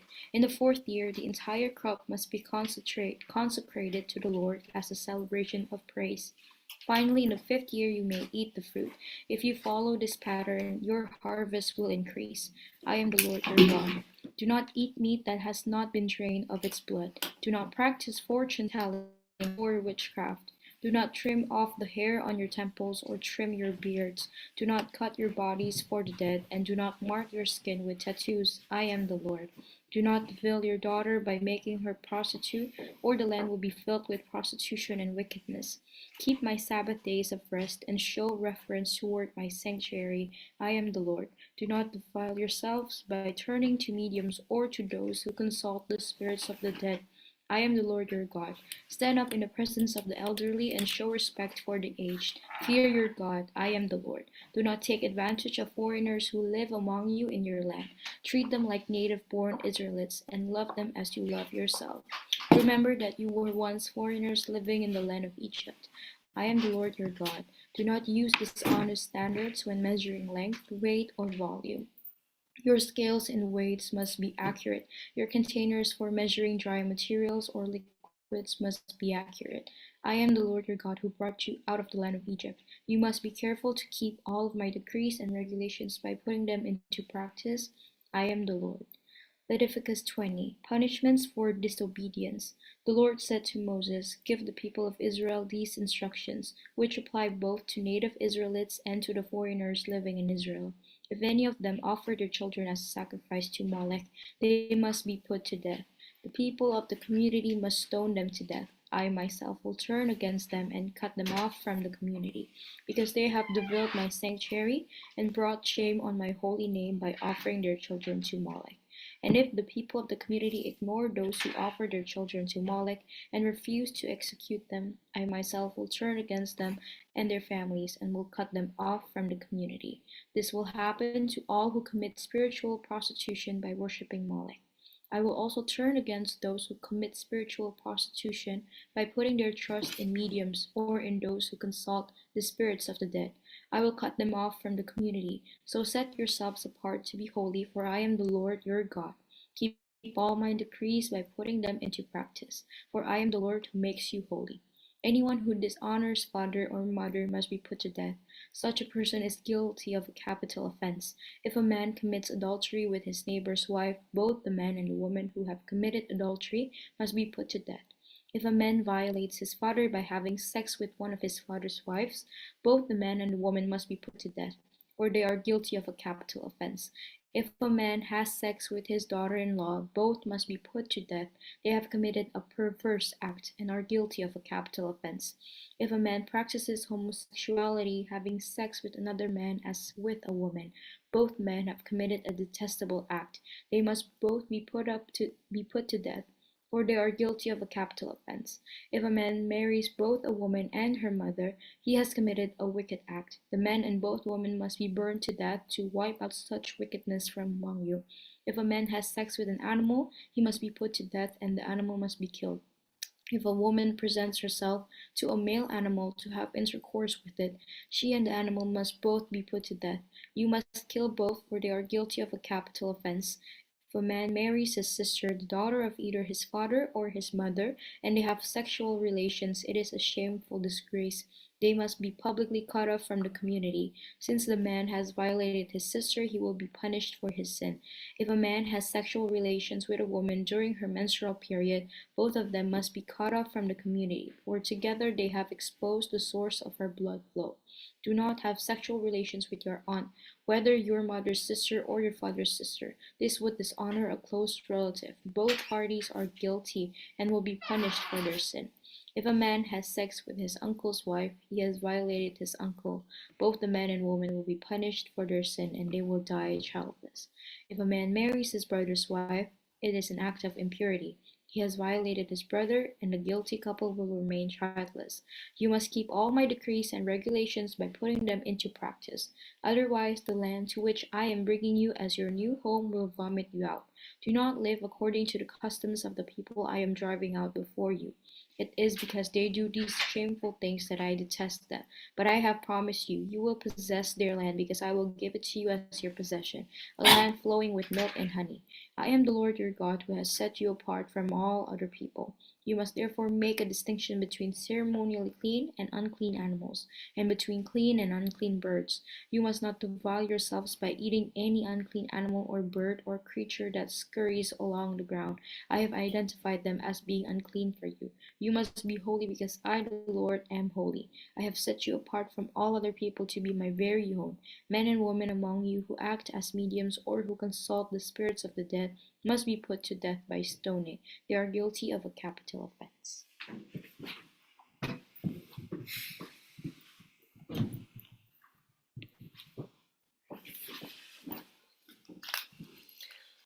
Imamat 21. Kudusnya para imam. Tuhan berfirman kepada Musa, "Berbicaralah kepada para imam, anak-anak Harun, dan katakan kepada mereka, seorang imam janganlah menajiskan diri dengan orang mati di antara orang-orang sebangsanya, kecuali kalau yang mati itu adalah kerabatnya yang terdekat, yakni ibunya, ayahnya, anaknya laki-laki atau perempuan, saudaranya laki-laki, saudaranya perempuan yang masih perawan dan dekat kepadanya karena belum mempunyai suami. Dengan mereka itu bolehlah ia menajiskan diri. Sebagai suami, janganlah ia menajiskan diri di antara orang-orang sebangsanya, dan dengan demikian melanggar kekudusannya.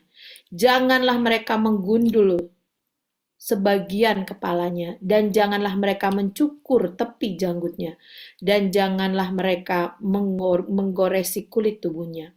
Mereka itu harus kudus bagi Allahnya, dan janganlah mereka melanggar kekudusan nama Allahnya. Karena merekalah yang mempersembahkan segala korban api-apian Tuhan, santapan Allah mereka. Dan karena itu haruslah mereka kudus. Janganlah mereka mengambil seorang perempuan sundal, atau perempuan yang sudah dirusak kesuciannya, atau seorang perempuan yang telah diceraikan oleh suaminya. Karena imam itu kudus bagi Allahnya, dan kamu harus menganggap dia kudus. Karena dialah yang mempersembahkan santapan Allahmu. Ia harus kudus bagimu. Sebab aku Tuhan yang menguduskan kamu adalah kudus.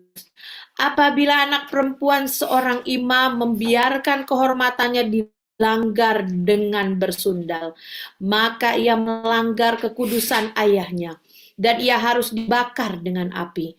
Imam yang terbesar di antara saudara-saudaranya, yang sudah diurapi dengan menuangkan minyak urapan di atas kepalanya, dan yang ditabiskan dengan mengenakan kepadanya segala pakaian kudus. Janganlah membiarkan rambutnya terurai, dan janganlah ia mencabik pakaiannya. Janganlah ia dekat kepada semua mayat, bahkan janganlah ia menajiskan diri dengan mayat ayahnya atau ibunya. Janganlah ia keluar dari tempat kudus, supaya jangan dilanggarnya kekudusan tempat kudus Allahnya. Karena minyak urapan Allahnya yang menandakan bahwa ia telah dikhususkan ada di atas kepalanya. Akulah Tuhan. Ia harus mengambil seorang perempuan yang masih perawan, seorang janda atau perempuan yang telah diceraikan atau yang dirusak kesuciannya, atau perempuan sundal.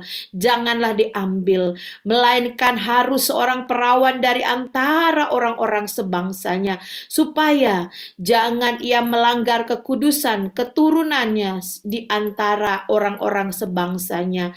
Sebab akulah Tuhan yang menguduskan dia. Tuhan berfirman kepada Musa, katakanlah kepada Harun begini, setiap orang dari antara keturunan turun-temurun yang bercacat badannya, janganlah datang mendekat untuk mempersembahkan santapan Allahnya. Karena setiap orang yang bercacat badannya tidak boleh datang mendekat. Orang buta, orang timpang, orang yang bercacat mukanya, orang yang terlalu panjang anggotanya, orang yang patah kakinya atau tangannya, orang yang berbongkol atau yang berkerdil badannya, atau yang bular matanya, orang yang berkedal atau berkurap, atau yang rusak buah pelirnya. Setiap orang dari keturunan Imam Harun yang bercacat badannya, janganlah datang untuk mempersembahkan segala korban api-apian Tuhan. Karena badannya bercacat, janganlah ia datang dekat untuk mempersembahkan santapan Allahnya. Mengenai santapan Allahnya, baik persembahan-persembahan Maha Kudus maupun persembahan kudus boleh dimakannya. Hanya janganlah ia datang sampai ke tabir, dan janganlah ia datang ke mesbah, karena badannya bercacat, supaya jangan dilanggarnya kekudusan seluruh tempat kudusku. Sebab akulah Tuhan yang menguduskan mereka. Demikianlah Musa menyampaikan firman itu kepada Harun serta anak-anaknya dan kepada semua orang Israel. Imamat 22. Kudusnya kebaktian korban. Tuhan berfirman kepada Musa, katakanlah kepada Harun dan anak-anaknya, supaya mereka berlaku hati-hati terhadap persembahan-persembahan kudus yang dikuduskan orang Israel bagiku, agar jangan mereka melanggar kekudusan namaku yang kudus. Akulah Tuhan. Katakanlah kepada mereka, setiap orang di antara kamu turun-temurun, yakni di antara segala keturunanmu yang datang mendekat kepada persembahan-persembahan kudus yang dikuduskan orang Israel bagi Tuhan, sedang ia dalam keadaan najis, maka orang itu akan dilenyapkan dari hadapanku. Akulah Tuhan. Seorang dari keturunan Harun yang sakit kusta atau yang mengeluarkan lelehan, janganlah memakan persembahan-persembahan kudus sebelum ia menjadi tahir. Dan orang yang kena kepada suatu yang najis karena orang mati, atau orang yang tertumpah maninya, atau orang yang kena kepada seekor binatang yang merayap, yang menajiskan dia, atau kepada salah seorang manusia yang menajiskan dia, dengan menajiskan apapun ia menjadi najis. Orang yang kena kepada yang demikian itu menjadi najis sampai matahari terbenam, dan janganlah ia makan dari persembahan-persembahan kudus sebelum ia membasuh tubuhnya dengan air. Sesudah matahari terbenam, barulah ia menjadi tahir, dan sesudah itu bolehlah ia makan dari persembahan-persembahan kudus itu, karena itulah yang menjadi makanannya. Janganlah ia makan bangkai atau sisa mangsa binatang buas, supaya jangan ia menjadi najis karenanya. Akulah Tuhan, dan mereka harus tetap berpegang kepada kewajibannya terhadap aku, supaya dalam hal itu jangan mereka mendatangkan dosa kepada dirinya dan mati oleh karenanya. Karena mereka telah melanggar kekudusan kewajiban itu. Akulah Tuhan yang menguduskan mereka. Setiap orang awam janganlah memakan persembahan kudus. Demikian juga pendatang yang tinggal pada imam ataupun orang upahan. Tetapi apabila seorang telah dibeli oleh imam dengan uangnya menjadi budak beliannya, maka orang itu boleh turut memakannya. Demikian juga mereka yang lahir dari rumahnya. Apabila anak perempuan imam bersuamikan orang awam, janganlah ia makan persembahan khusus dari persembahan-persembahan kudus. Tetapi apabila perempuan itu menjadi janda atau diceraikan, dan ia tidak mempunyai anak, dan telah kembali ke rumah ayahnya seperti waktu ia masih gadis, maka ia boleh makan dari makanan ayahnya. Tetapi setiap orang awam janganlah memakannya. Apabila seorang dengan tidak sengaja memakan persembahan kudus, ia harus memberi gantinya kepada imam dengan menambah 1/5. Janganlah para imam melanggar kekudusan persembahan-persembahan kudus orang Israel yang telah dikhususkan bagi Tuhan. Karena dengan demikian, mereka mendatangkan kepada orang Israel kesalahan yang harus ditebus apabila mereka memakan persembahan-persembahan kudus mereka. Sebab akulah Tuhan yang menguduskan mereka.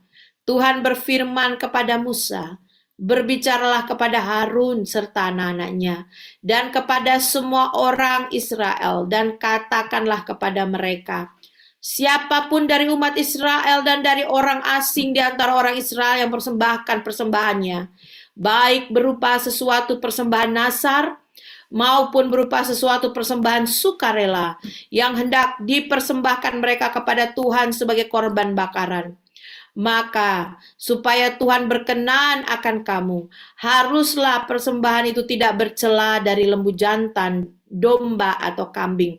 Segala yang bercacat badannya janganlah kamu persembahkan, karena dengan itu Tuhan tidak berkenan akan kamu.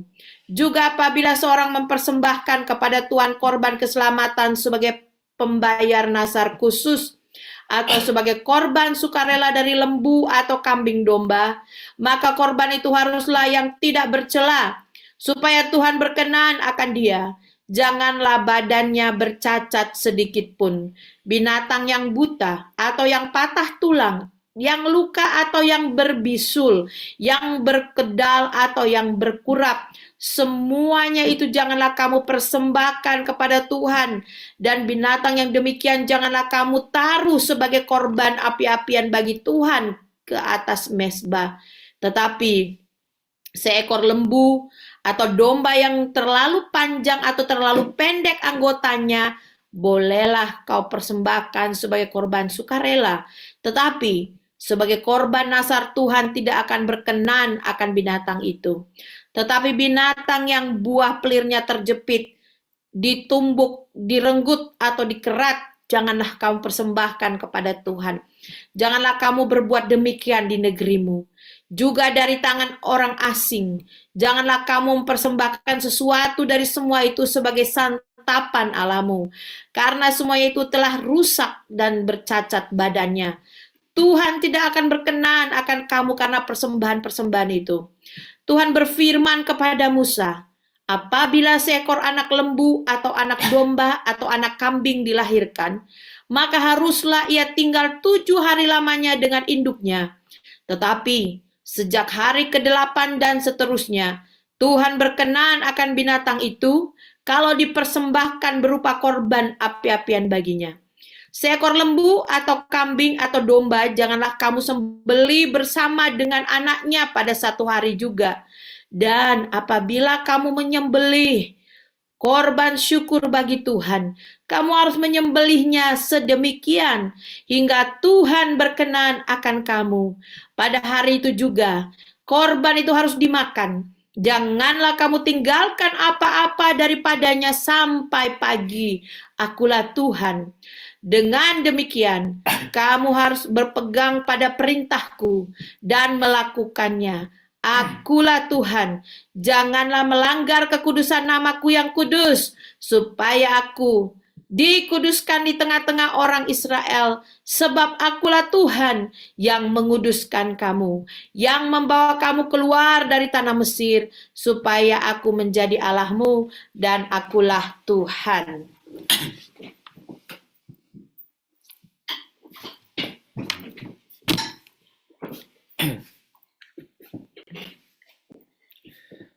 Leviticus 23. And Jehovah spake unto Moses, saying, Speak unto the children of Israel, and say unto them, The set of feasts of Jehovah, which ye shall proclaim to be holy convocations, even these are my set feasts. 6 days shall work be done, but on the 7th day is a Sabbath of solemn rest. A holy convocation, ye shall do no manner of work. It is a Sabbath unto Jehovah in all your dwellings. These are the set feasts of Jehovah, even holy convocations, which ye shall proclaim in their appointed season. In the 1st month, on the 14th day of the month at even, is Jehovah's Passover. And on the 15th day of the same month is the feast of unleavened bread unto Jehovah. 7 days ye shall eat unleavened bread. In the 1st day ye shall have a holy convocation. Ye shall do no servile work. But ye shall offer an offering made by fire unto Jehovah 7 days. In the 7th day is a holy convocation. Ye shall do no servile work. And Jehovah spake unto Moses, saying, Speak unto the children of Israel, and say unto them, When ye are come into the land which I gave unto you, and I shall reap the harvest thereof, then ye shall bring the sheaf of the first fruits of your harvest unto the priest, and he shall wave the sheaf before Jehovah, to be accepted for you. On the morrow after the Sabbath, the priest shall wave it. And in the day when ye wave the sheaf, ye shall offer a he lamb without blemish, a year old, for a burnt offering unto Jehovah. And the meal offering thereof shall be 2/10 part of an ephah of fine flour mingled with oil, an offering made by fire unto Jehovah for a sweet savour, and the drink offering thereof shall be of wine, the 4th part of a hin. And ye shall eat neither bread, nor parched grain, nor fresh ears, until this selfsame day, until ye have brought the oblation of your God. It is a statute forever throughout your generations in all your dwellings. And ye shall count unto you from the morrow after the Sabbath, from the day that ye brought the sheaf of the wave offering, 7 Sabbaths shall there be complete. Even unto the morrow after the 7th Sabbath shall ye number 50 days, and ye shall offer a new meal offering unto Jehovah. Ye shall bring out of your habitations 2 wave loaves of 2/10 part of an ephah. They shall be of fine flour. They shall be baken with leaven, for first fruits unto Jehovah. And ye shall present with the bread 7 lambs without blemish a year old, and 1 young bullock, and 2 rams. They shall be a burnt offering unto Jehovah, with their meal offering and their drink offerings, even an offering made by fire, of a sweet savour unto Jehovah.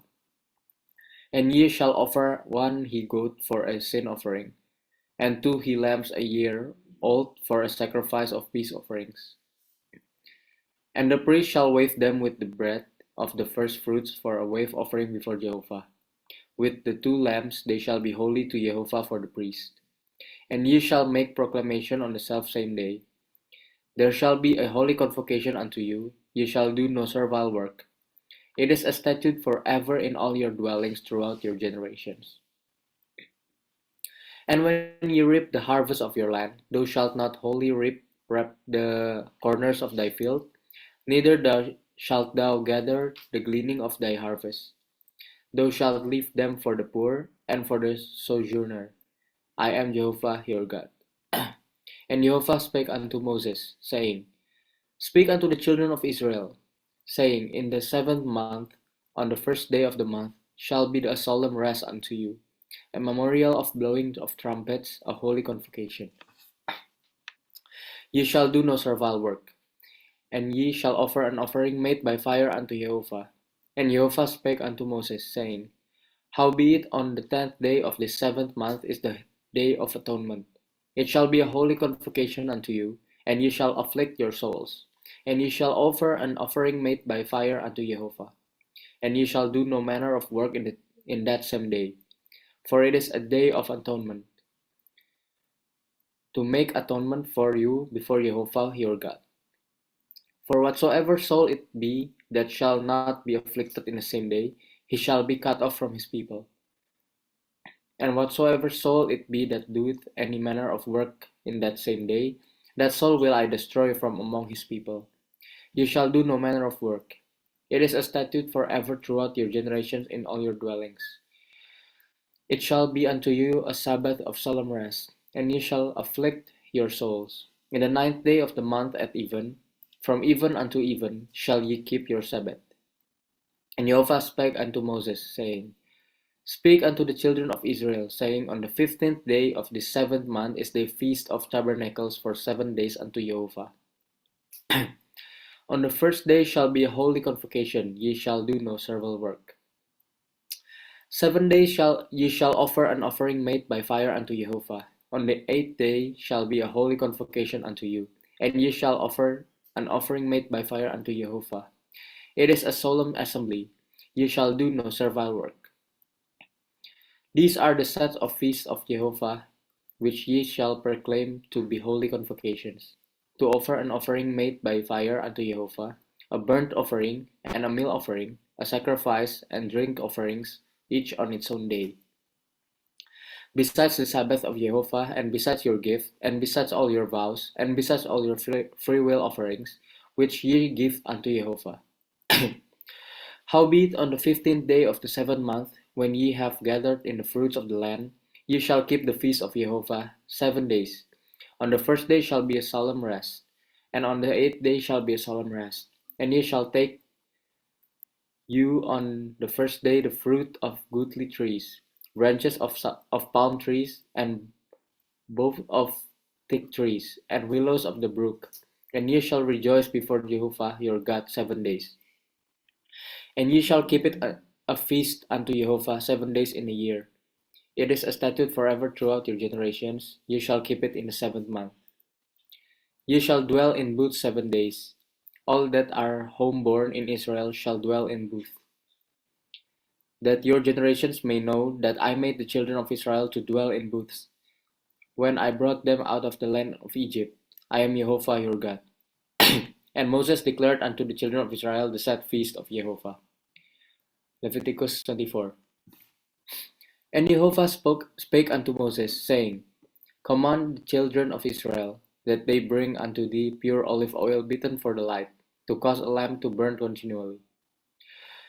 Without the veil of the testimony in the tent of meeting shall Aaron keep it in order from evening to morning from Jehovah continually.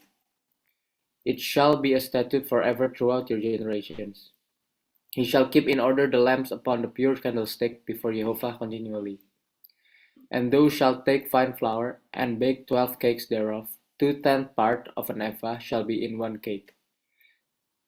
And thou shalt set them in 2 rows, 6 on a row, upon the pure table before Jehovah. And thou shalt put pure frankincense upon each row, that it may be to the bread for a memorial, even an offering made by fire unto Jehovah. Every Sabbath day he shall set it in order before Jehovah continually. It is on the behalf of the children of Israel an everlasting covenant. And it shall be for Aaron and his sons, and they shall eat it in a holy place, for it is most holy unto him of the offerings of Jehovah, made by fire by a perpetual statute. And the son of an Israelitish woman, whose father was an Egyptian, went out among the children of Israel, and the son of the Israelitish woman and the men of Israel strove together in the camp. And the son of the Israelitish woman blasphemed the name, and cursed, and they brought him unto Moses. And his mother's name was Shalomith, the daughter of Dibri of the tribe Dan. And they put him in ward, that it might be declared unto them at the mouth of Jehovah. And Jehovah spake unto Moses, saying, Bring forth him that hath cursed without the camp, and let all that heard him lay their hands upon his head, and let all the congregation stone him. And thou shalt speak unto the children of Israel, saying, Whosoever cursed in his God shall bear his sin. And he that blasphemeth the name of Jehovah, he shall surely be put to death. All the congregation shall certainly stone him, as well the sojourner as the homeborn, when he blasphemed the name of Jehovah, shall be put to death. And he that smith any man mortally shall surely be put to death. And he that smith a beast mortally shall make it good, life for life. And if a man cause a blemish in his neighbor, as he hath done, so shall it be done to him. Breach for breach, eye for eye, tooth for tooth. As he hath caused a blemish in a man, so shall it be rendered unto him. And he that killeth a beast shall make it good, and he that killeth a man shall be put to death. Ye shall have one manner of law, as well for the sojourner as for the homeborn, for I am Jehovah your God. And Moses spake unto the children of Israel, and they brought forth him that had cursed out of the camp, and stoned him with stones.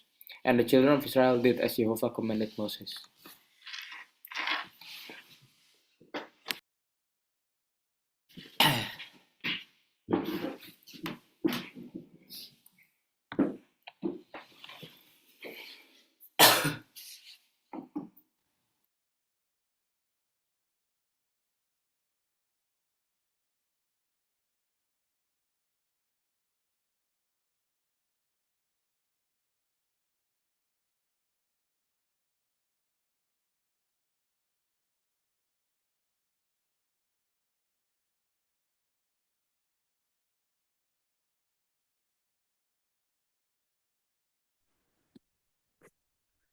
L'Éternel parla à Moïse sur la montagne de Sinaï et dit, Parle aux enfants d'Israël, tu leur diras, Quand vous serez entrés dans le pays que je vous donne, la terre se reposera, ce sera un sabbat en l'honneur de l'Éternel.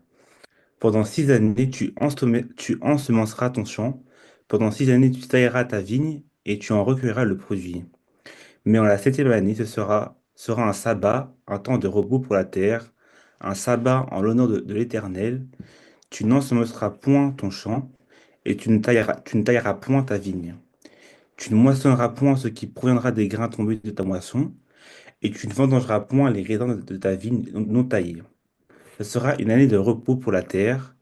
Ce que produira la terre pendant son sabbat vous servira de nourriture à toi, ton serviteur, et à ta servante, à ton mercenaire et à l'étranger qui demeure avec toi, avec ton bétail et aux animaux qui sont dans ton pays. Tout ce produit servira de nourriture.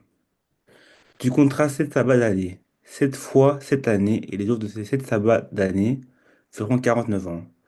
Le 10e jour du 7e mois, tu feras retentir les sons éclatant de la trompette, le jour des expiations, vous sonnerez de la trompette dans tout votre pays, et vous sanctifierez la 50e année, vous publierez la liberté dans le pays pour tous ses habitants. Ce sera pour vous le jubilé. Chacun de vous retournera dans sa propriété, et chacun de vous retournera dans sa famille. La 50e année sera pour vous le jubilé. Vous ne semerez point, vous ne moissonnerez point, ce que les champs produiront de même, et vous ne vendangerez point la vigne non taillée. Car c'est le jubilé. Vous le regarderez comme une chose sainte, vous mangerez le produit de vos champs. Dans cette année de jubilé, chacun de vous retournera dans sa propriété. Si vous vendez à votre prochain ou si vous achetez de votre prochain, qu'aucun de vous ne trompe son frère. Tu achèteras de ton prochain en comptant les années depuis le jubilé, et il te vendra en comptant les années de rapport. Puis il y aura d'années plus tu élèveras le prix, et moins il y aura d'années, plus tu le réduiras, car c'est le nombre de récoltes qu'il te vend. Aucun de vous ne trompera son prochain, et tu craindras ton Dieu, car je suis l'Éternel, votre Dieu. Mettez mes lois en pratique, observez mes ordonnances, et mettez-les en pratique, et vous habiterez en sécurité dans le pays. Le pays donnera ses fruits, vous mangerez à satiété, et vous y habiterez en sécurité. Si vous dites, que mangeons-nous la 7e année, puisque nous ne sèmerons point, et ne ferons point de nos récoltes, je vous accorderai ma bénédiction la 6e année, et elle donnera des produits pour 3 ans. Vous sèmerez la 8e année, et vous mangerez l'ancienne récolte jusqu'à la 9e année, jusqu'à la nouvelle récolte. Vous mangerez de l'ancienne, les terres ne se vendront point à perpétuité, car le pays est à moi, car vous êtes chez moi comme étrangers et comme habitants. Dans tout le pays dont vous aurez la possession, vous établirez le droit de rachat pour les terres. Si ton frère devient pauvre et vend une portion de sa propriété, celui qui a le droit de rachat, son plus proche parent, viendra et rachètera ce qu'a vendu son frère. Si un homme n'a personne qui ait le droit de rachat et qui se procure lui-même de quoi faire son rachat, il comptera les années depuis la vente et restituera le surplus à l'acquéreur et retournera dans sa propriété. S'il ne trouve pas de quoi lui faire cette restitution, ce qu'il a vendu restera entre les mains de l'acquéreur, jusqu'à l'année du jubilé. Au jubilé, il retournera dans sa propriété et l'acquéreur en sortira. Si un homme vend une maison d'habitation dans une ville entourée de murs, il aura le droit de rachat jusqu'à l'accomplissement d'une année depuis la vente. Son droit de rachat durera 1 an. Mais si cette maison, située dans une ville entourée de murs, n'est pas rachetée avant l'accomplissement d'une année entière, elle restera à perpétuité à l'acquéreur et à ses descendants. Il n'en sortira point au jubilé. Les maisons des villages non entourés de murs sont considérées comme de fonds de terre. Elles pourront être rachetées et l'acquéreur en sortira au jubilé. Quant aux villes des Lévites et aux maisons qui y posséderont, les Lévites auront droit perpétuel de rachat. Celui qui achètera des Lévites une maison sortira au jubilé de la maison vendue et de la ville où il la possédait. Car les maisons des villes des Lévites sont leur propriété. Au milieu des enfants d'Israël, les champs situés autour des villes des Lévites ne pourront point se vendre, car ils en sont à perpétuité la possession. Si ton frère devient pauvre et que sa main fléchisse près de toi, tu le soutiendras et tu feras de même pour celui qui est étranger et qui demeure dans le pays, afin qu'il vive avec toi. Tu ne tireras de lui ni intérêt ni usure, tu craindras ton Dieu et ton frère vivra avec toi. Tu ne le prêteras point d'argent à intérêt, tu ne lui prêteras point tes vivres à usure. Je suis l'Éternel ton Dieu, qui vous ai fait sortir du pays d'Égypte, pour vous donner le pays de Canaan. Pour être votre Dieu, si ton frère devient pauvre près de toi et qu'il se vante à toi, tu ne lui imposeras point le travail d'un esclave. Il sera chez toi comme un mercenaire, comme celui qui y demeure, et sera à ton service jusqu'à l'année du jubilé. Il sortira alors de chez toi, lui et ses enfants avec lui. Il retournera dans sa famille, dans la propriété de ses pères, car ce sont mes serviteurs que j'ai fait sortir du pays d'Égypte. Ils ne seront pas vendus comme on vend des esclaves. Tu ne domineras point avec lui avec dureté, tu ne craindras ton Dieu. C'est des nations qui vous entourent que tu prendras ton esclave et ta servante, qui t'appartiendront. C'est d'elles que vous achèterez des esclaves et la servante. Vous pourrez aussi en acheter des enfants des étrangers qui demeureront chez toi et de leurs familles qu'ils engendreront dans votre pays. Ils seront votre propriété. Vous les laisserez en héritage à vos enfants, après vous comme une propriété.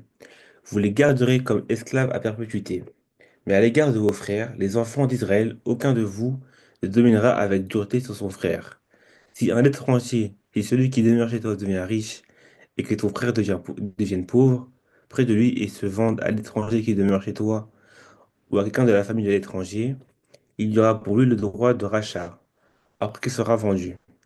Un de ses frères pourra le racheter, son oncle ou le fils de son oncle, ou un de ses proches parents pourra le racheter. Ou bien, s'il en a les ressources, il se rachètera lui-même. Il comptera avec lui, avec celui qu'il a acheté depuis l'année où il s'est vendu jusqu'à l'année du jubilé, et le prix à payer dépendra du nombre d'années, lesquelles seront évaluées comme celles d'un mercenaire. S'il y a encore beaucoup d'années, il paiera son rachat à raison du prix des années pour lesquelles il a été acheté. S'il reste peu d'années jusqu'à celle du jubilé, il en fera le compte et il payera son rachat en raison de ces années.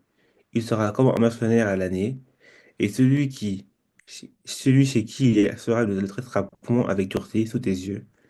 S'il n'est racheté d'aucune de ces manières, il sortira l'année du jubilé, lui et tes enfants avec lui, car c'est de moi que les enfants d'Israël sont esclaves. Ce sont mes esclaves que j'ai sortis du pays d'Égypte. Je suis l'Éternel votre Dieu. Voilà.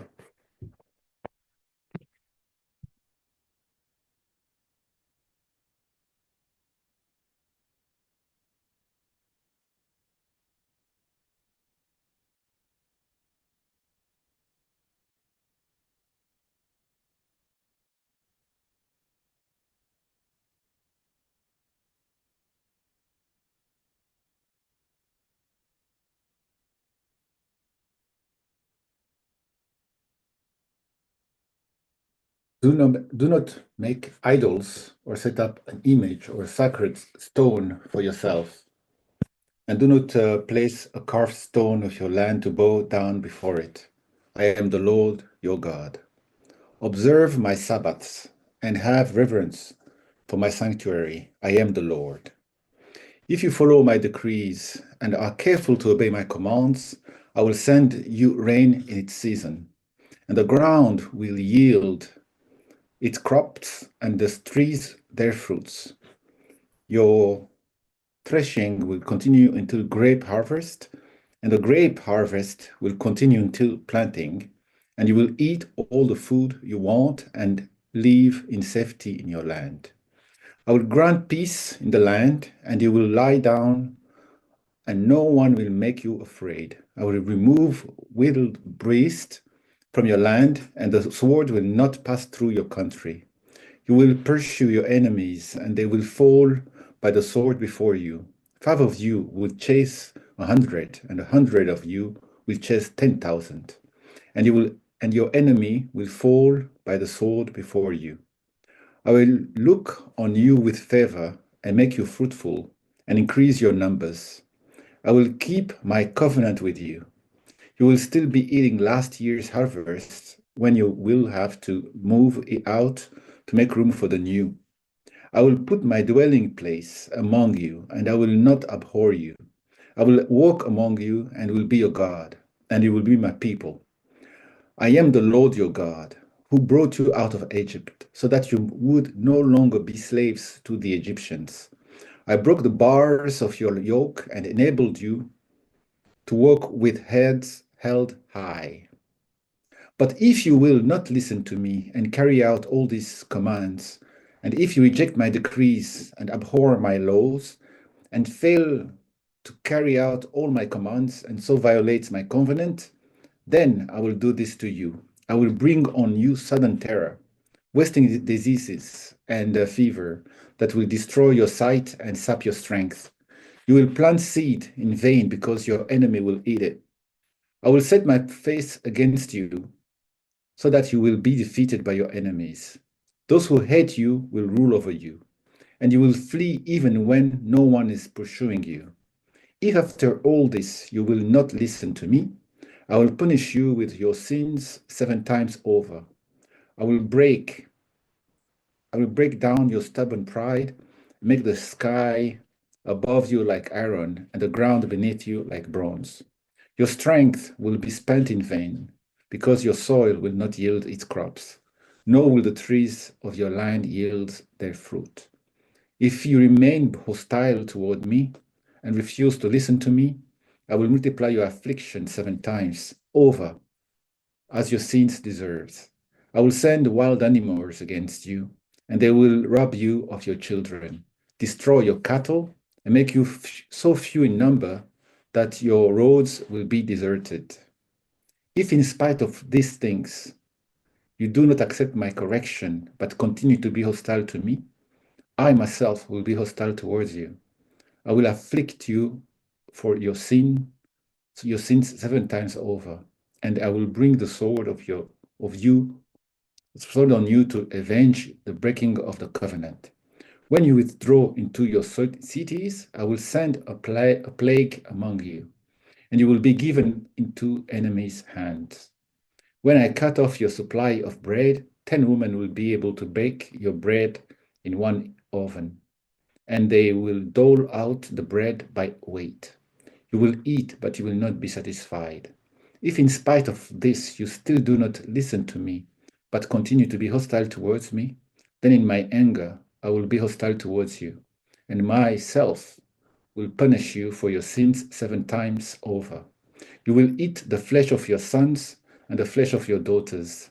I will destroy your high places, cut down your incense altars, and pile your dead bodies on the lifeless forms of your idols, and I will abhor you. I will turn your cities into ruins and lay waste your sanctuaries, and I will take no delight in the pleasing aroma of your offering. I myself will lay waste the land so that your enemies will live there, will be appalled. I will scatter you among the nations, and will draw out my sword and pursue you. Your land will be laid waste, and your cities will lie in ruins. Then the land will enjoy its Sabbath years all the time, that it lies desolated, and you are in the country of your enemies. Then the land will rest and enjoy its Sabbaths. All the time that it lies desolate, the land will have the rest it did not have during the Sabbaths you lived in it. As for those of you who are left, I will make their hearts so fearful in the land of their enemies that the sound of a wind blow leaf will put them to flight. They will run as though fleeing from the sword, and they will fail, even though no one is pursuing them. They will stumble over one another as though fleeing from the sword, even though no one is pursuing them. So you will not be able to stand before your enemies. You will perish among the nations. The land of your enemies will devour you. Those of you who are left will waste away in the land of their enemies because of their sins. Also because of their ancestors' sins, they will waste away.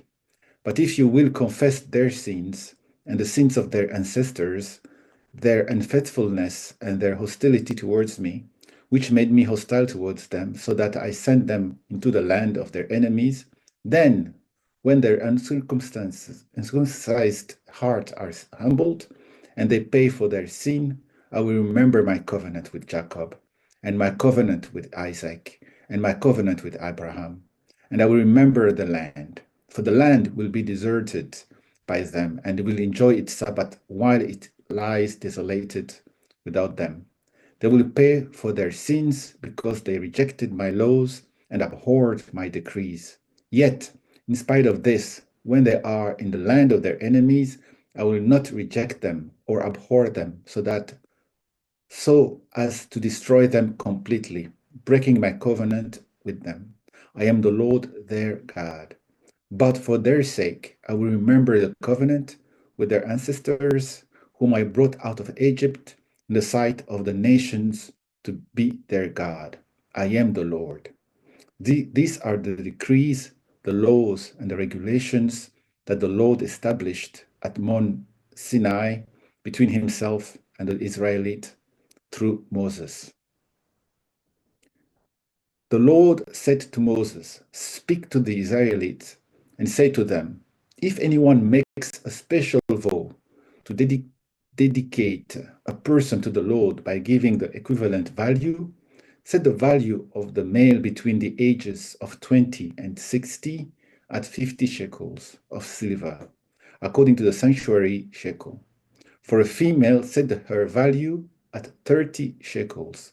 For a person between the ages of 5 and 20, set the value of a male at 20 shekels and of a female at 10 shekels.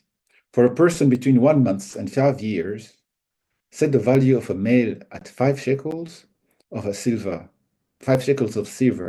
and that of a female at 10 shekels of silver. For a person 60 years or more, set the value of a male at 15 shekels and of a female at 10 shekels. If anyone making the vow is too poor to pay the specified amount, the person being dedicated is to be presented to the priest, who will set the value according to what the one making the vow can afford. If what the vowed is an animal that is acceptable as an offering to the Lord, such an animal given to the Lord becomes holy. They must not exchange it or substitute it, a good one for a bad one, or a bad one for a good one. If they should substitute one animal for another, both it and the substitute become holy. If what they vowed is a ceremonially unclean animal, one that is not acceptable as an offering to the Lord, the animal must be presented to the priest, who will judge its quality as good or bad. Whatever value the priest then sets, that is what it will be. If the owner wishes to redeem the animal, a fifth must be added to its value.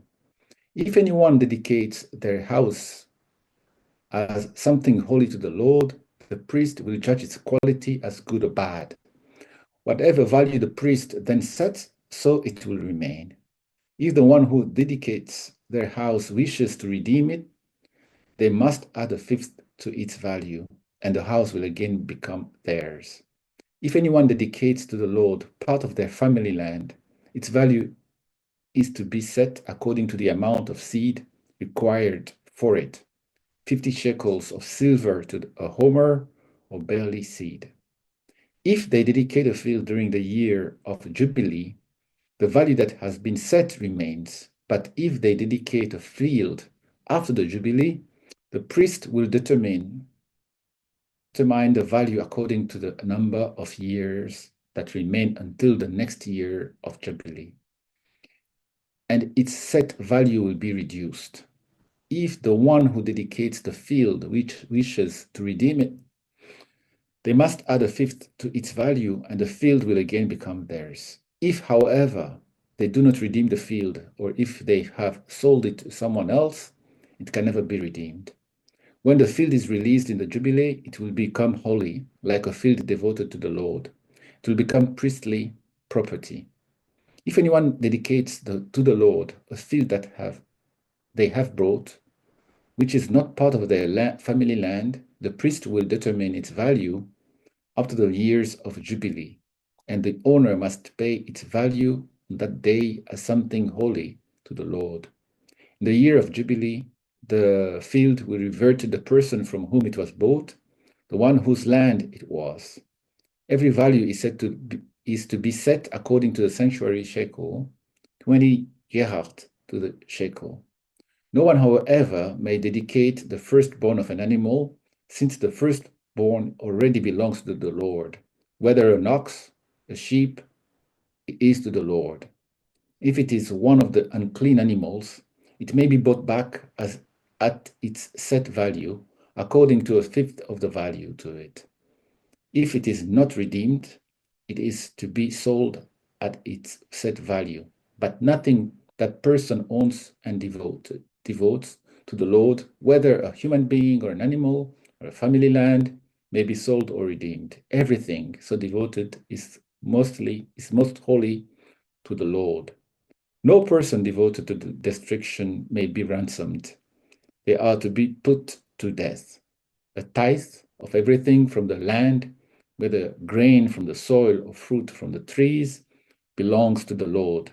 It is holy to the Lord. Whoever would redeem any of their tithes must add a fifth to its value, to the value to it. Every tithe of the herd and flock, every 10th animal that passes under the shepherd's rod will be holy to the Lord. No one may pick out the good from the bad or make any substitution. If anyone does make a substitution, both the animal and its substitute become holy and cannot be redeemed. These are the commands that the Lord gave Moses at Mount Sinai for the Israelites.